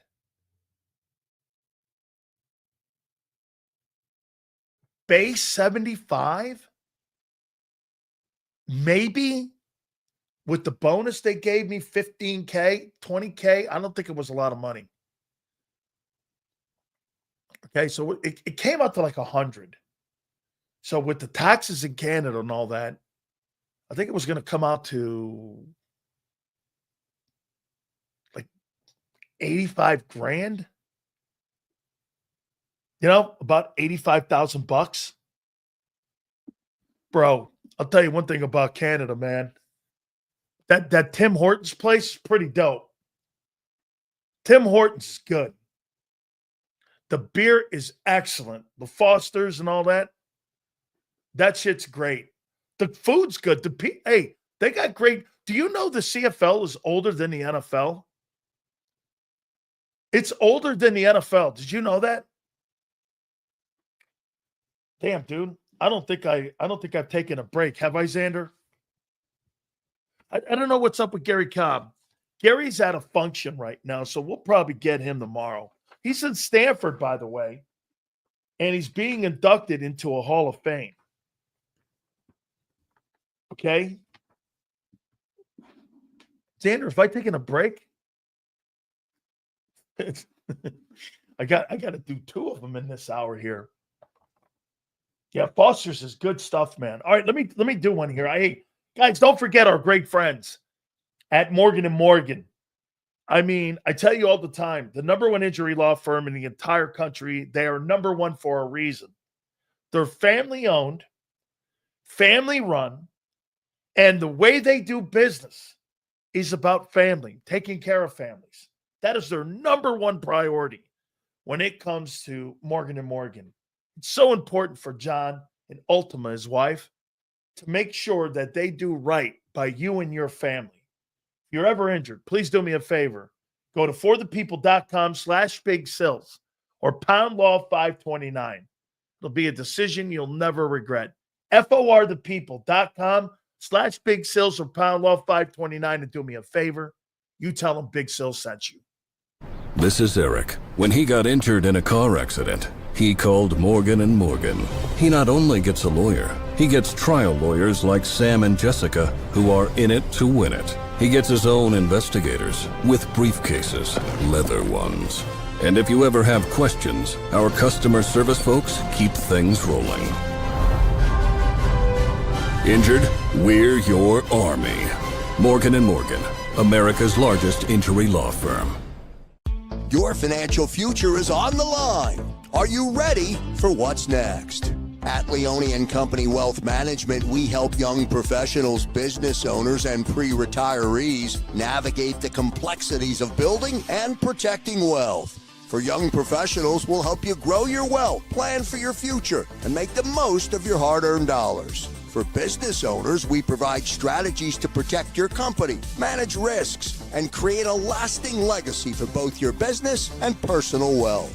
For pre-retirees, we'll design a plan to secure your retirement, ensuring you can live comfortably and confidently in your next chapter. Whether you're just starting out, managing a thriving business, or preparing for retirement, we're here to help you take control of your financial future. The first consultation is on us. Get the advice you need without the cost. Let's make your financial vision a reality. Take the next step. Scan the QR code to schedule your free consultation today. And of course, go Birds.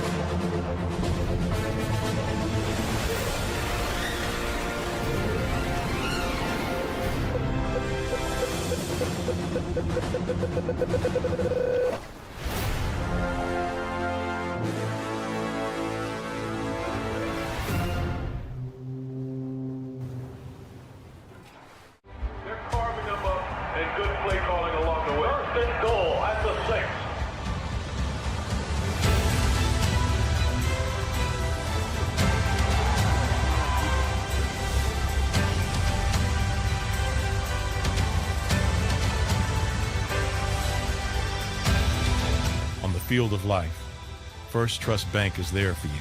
Champions on 3. 1, 2, 3. Because Philadelphia dreams deserve a Philadelphia bank. In our hometown, we all look out for each other. We step up to keep our communities going strong. And at Independence Blue Cross, we're here to keep you going strong as the #1 health insurer in the region. No IBX is always looking out for you. EAGLES. Eagles.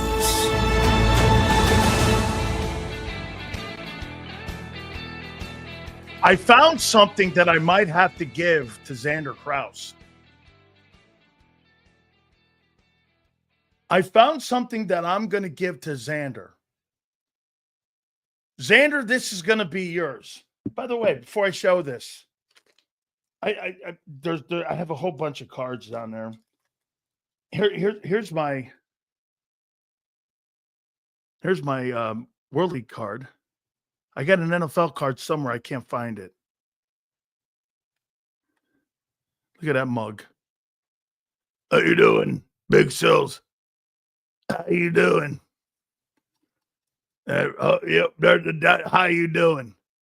There's Big Sills. Hey, how you doing? All right. Xander Kraus.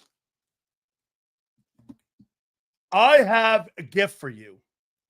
See that jersey back there? Xander bought that for me. Do you think I need to reciprocate? Xander, who's your favorite goaltender? I forgot I had this, and it was given to me by him. Who's your favorite goaltender, Xander?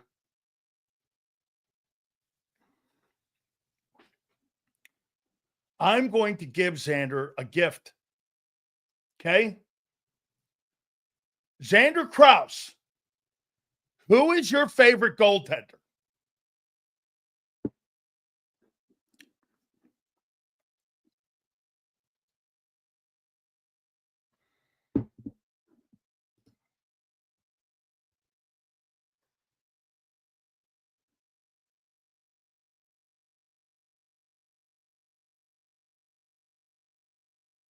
Martin Brodeur.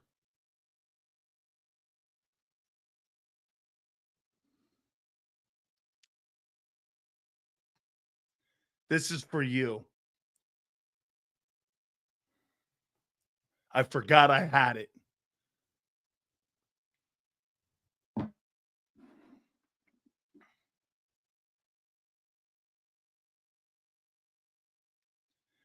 Martin Brodeur. NHL puck, are you done? And because Big Z's my boy, this is yours. That is Xander Kraus's. Yeah. Win the Super Bowl.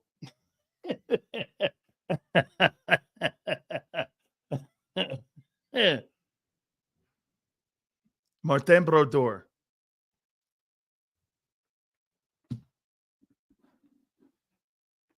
That I may have to actually mail that to you. I'll get a mail guy here, and I'm going to mail that to you, Xander. I'm not even sure he's I don't think he's a Devils. I don't think he's a Devils guy. He always said he's a Ranger guy. But I saw that sitting. I got a Dave Vanderchuk one too. But yeah, I forgot I had this dude. And I knew he told me. That's for Big Z. That's for my boy. I'm going to give that to him.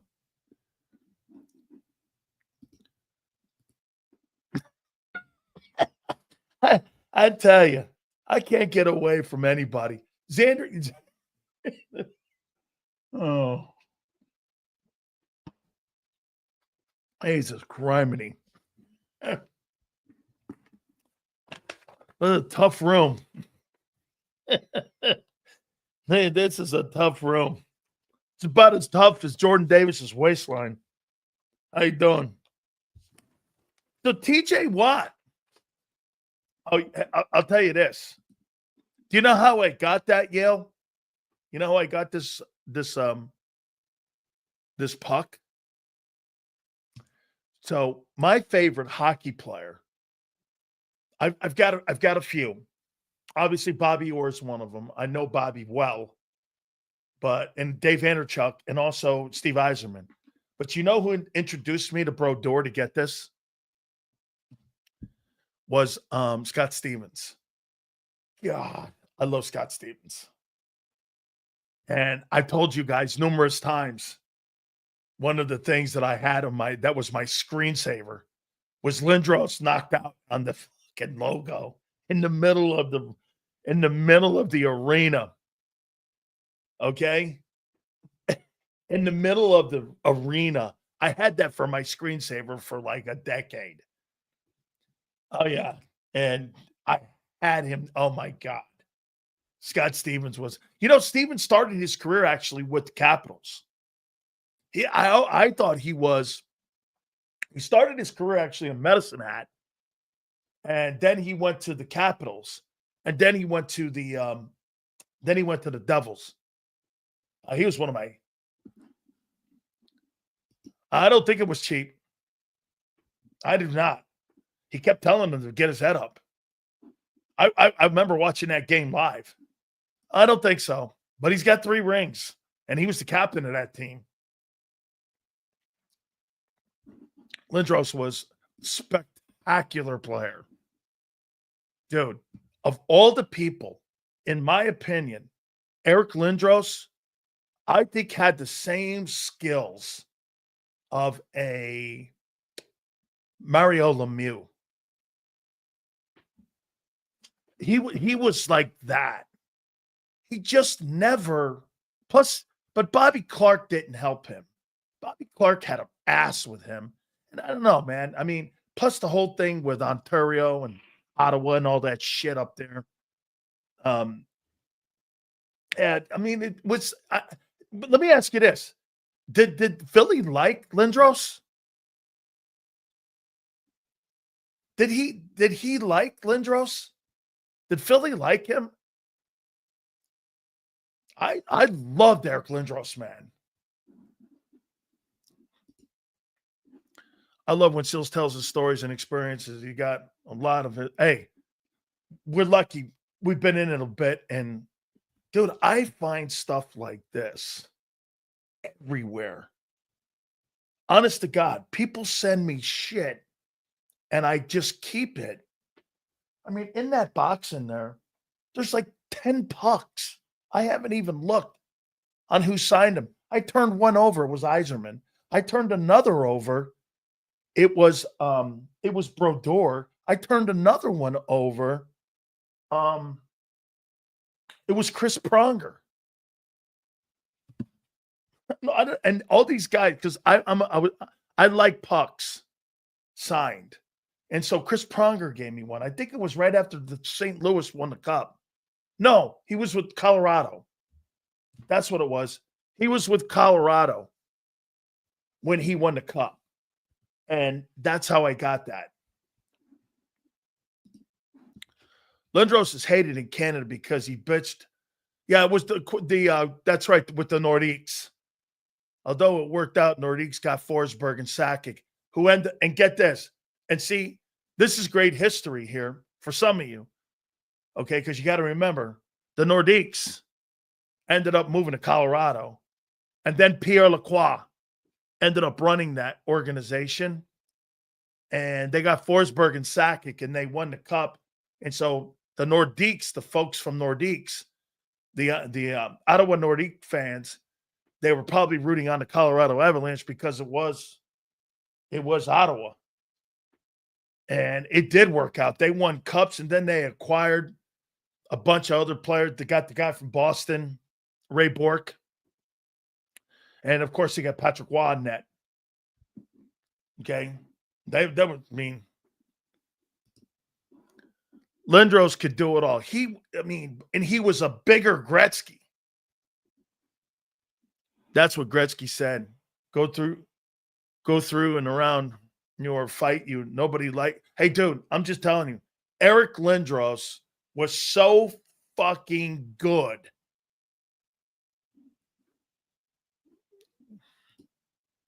Sales thoughts on March and signing for 6 years. I didn't see it while we're on. Did he do it with the Panthers? Did Brad Marchand just sign with the Panthers?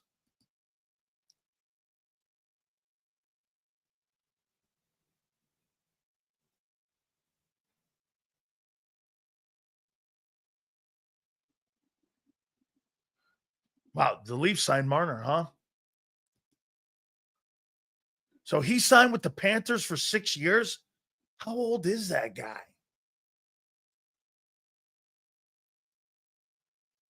Wow. Let me see here. I'll tell you flat out, Brad Marchand is a spectacular player, and he was the difference in that Panther Cup.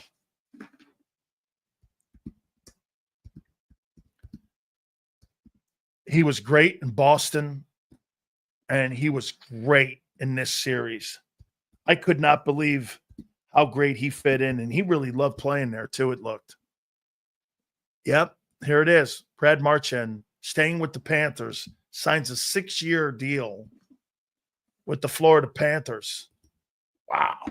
How old is he? He's 37 years old. Signs a 6-year, $32 million deal with the Florida Panthers. Brad Marchand, just under 32. 37, 38, 39, 40, 41, 42. He spent 15 years in Boston. This has got to be a contract. I would say this, LJ, this has got to be a contract that's got something to do with him being part of the organization after he's done playing. Okay, man, he's a total Hall of Famer. He's got his name on the cup twice now. Wow.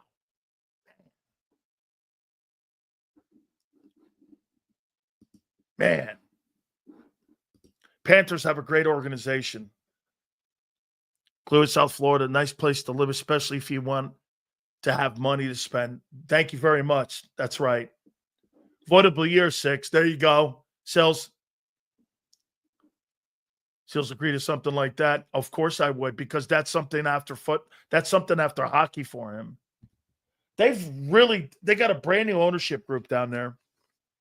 And I had Randy Mueller on my morning show in Tampa. He's part of the broadcast team.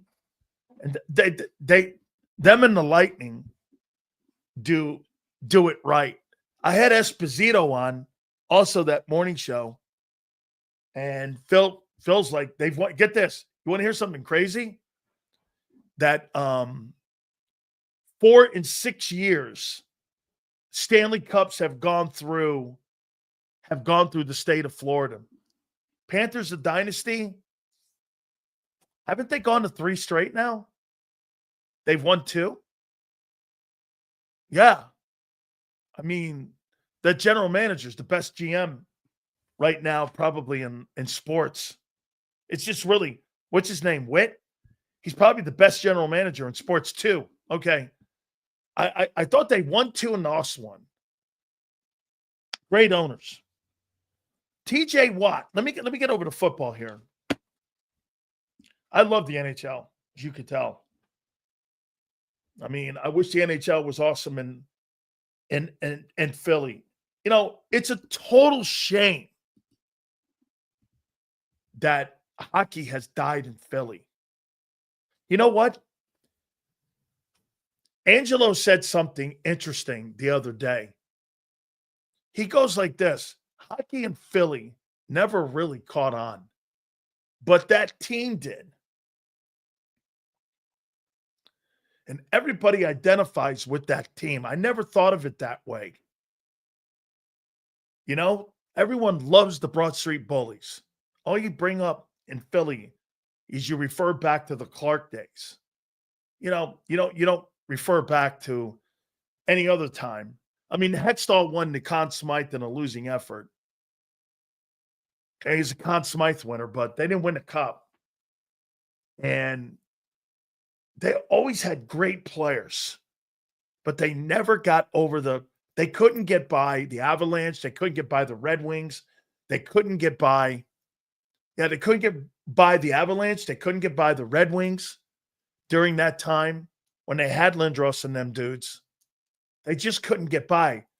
And the Devils were so freaking good in the East. Close in 87. That's Hextall's year that they won that he won the Conn Smythe in a losing effort. I did like Donald Brazier. Yeah, I did. I thought he was I thought he was a great goon. That cup in 2000 killed me. Yeah, I mean, I thought they were going to win at the Blackhawks. That's right. I think the Blackhawks won 3 Stanley Cups. And they had great goaltending. They had Chelios on that team, I believe, or was he? No, he was on the wings. Who did they have in net? Who did the Blackhawks have in net up there when they won the cup? The 97 Red Wings swept them 4-0. Yeah, I mean, that Wings team was great. I mean, when you got Nicholas Lindstrom on it, dude, Nicholas Lindstrom was such a great hockey player. Yeah, Crawford was in net. That's right. Nicholas Lindstrom he's on the Mount Rushmore of Red Wing players. He was so fucking good. Okay? He was so good. Ed Belfour was in Dallas. I think Belfour won the cup when he was with the Dallas Stars.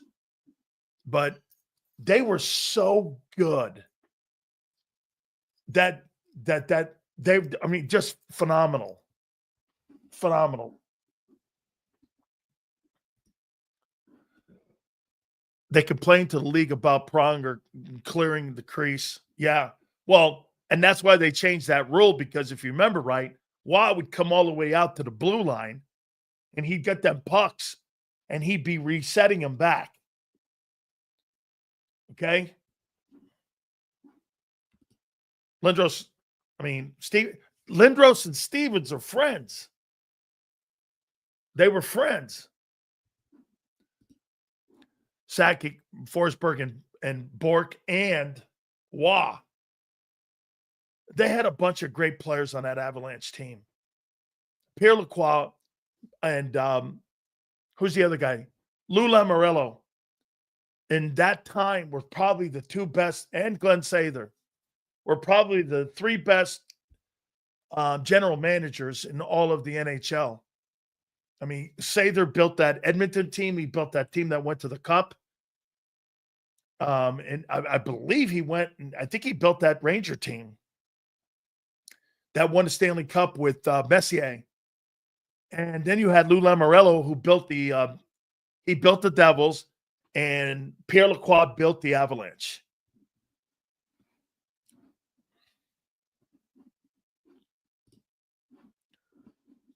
I'm a Lightning fan. I love the Lightning.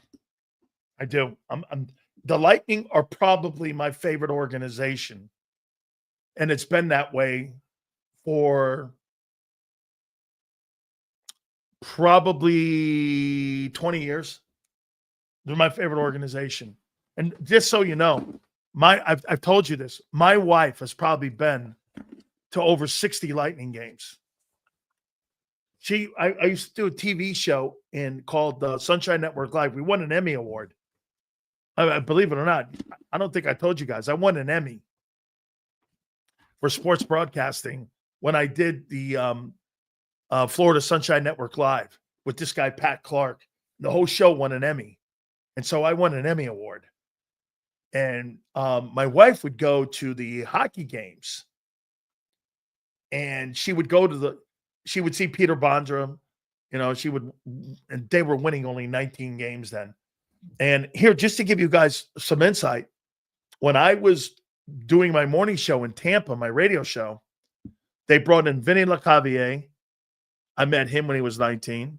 Then they brought Steven Stamkos in when he was 19.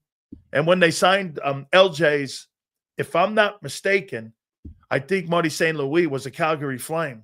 And we signed him, and then he would go on to win. And when he won the Art Ross and the Hart Trophy, Marty St. Louis brought him in. My daughter met all these guys. My daughter met LeCavier and St. Louis. And also, this is where we met Torts.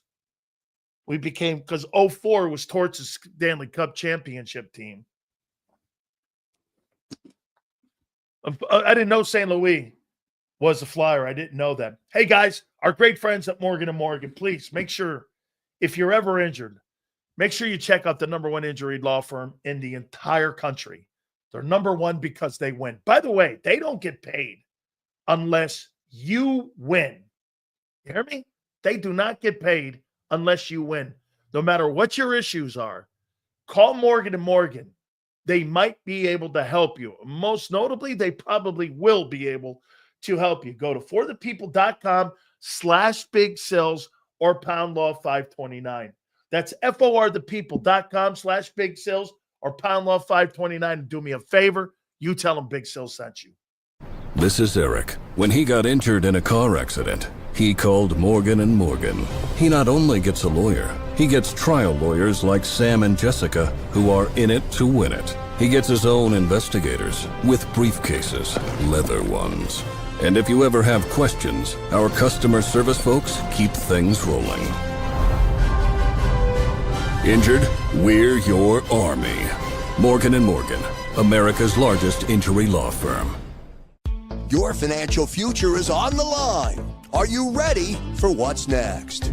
At Leone & Company Wealth Management, we help young professionals, business owners, and pre-retirees navigate the complexities of building and protecting wealth. For young professionals, we'll help you grow your wealth, plan for your future, and make the most of your hard-earned dollars. For business owners, we provide strategies to protect your company, manage risks, and create a lasting legacy for both your business and personal wealth. For pre-retirees, we'll design a plan to secure your retirement, ensuring you can live comfortably and confidently in your next chapter. Whether you're just starting out, managing a thriving business, or preparing for retirement, we're here to help you take control of your financial future. The first consultation is on us. Get the advice you need without the cost. Let's make your financial vision a reality. Take the next step. Scan the QR code to schedule your free consultation today. And of course, go Birds.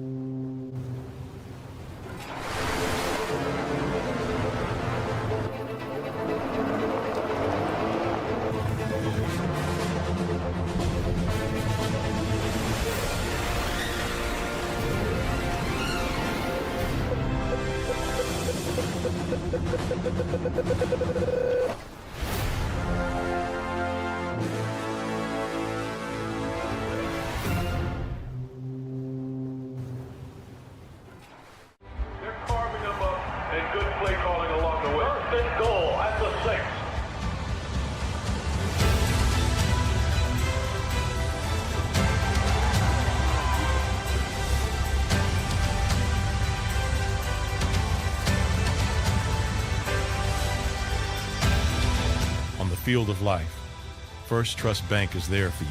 Champions on 3. 1, 2, 3. Because Philadelphia dreams deserve a Philadelphia bank. In our hometown, we all look out for each other. We step up to keep our communities going strong. And at Independence Blue Cross, we're here to keep you going strong as the #1 health insurer in the region. No IBX is always looking out for you. EAGLES. Eagles.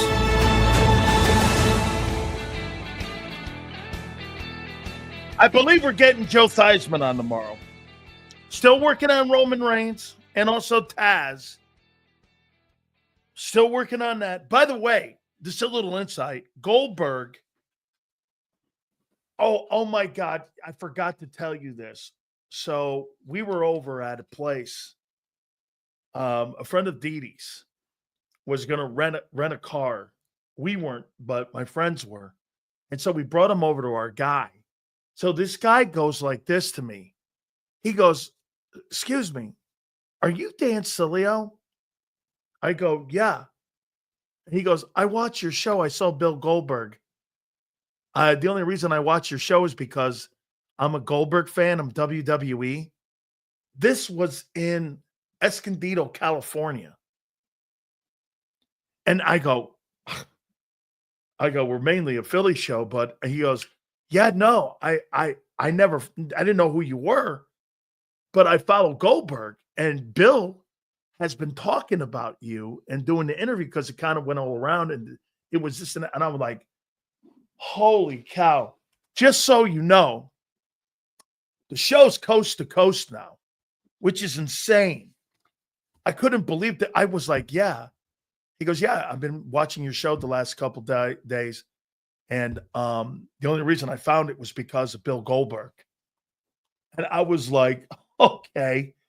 So that was pretty cool. I forgot to tell you guys that. So don't forget. Also, so hopefully we get Joe Theismann tomorrow. You guys have been absolutely great. I believe tomorrow we're 3 weeks out officially from the start of training camp, which is crazy. This thing's rolling. It just seems that you guys won the Super Bowl just a couple weeks ago. It's insane. Guys, thank you so much. Girls, we appreciate you. Xander, Big Joe, we will see you guys on the flip side.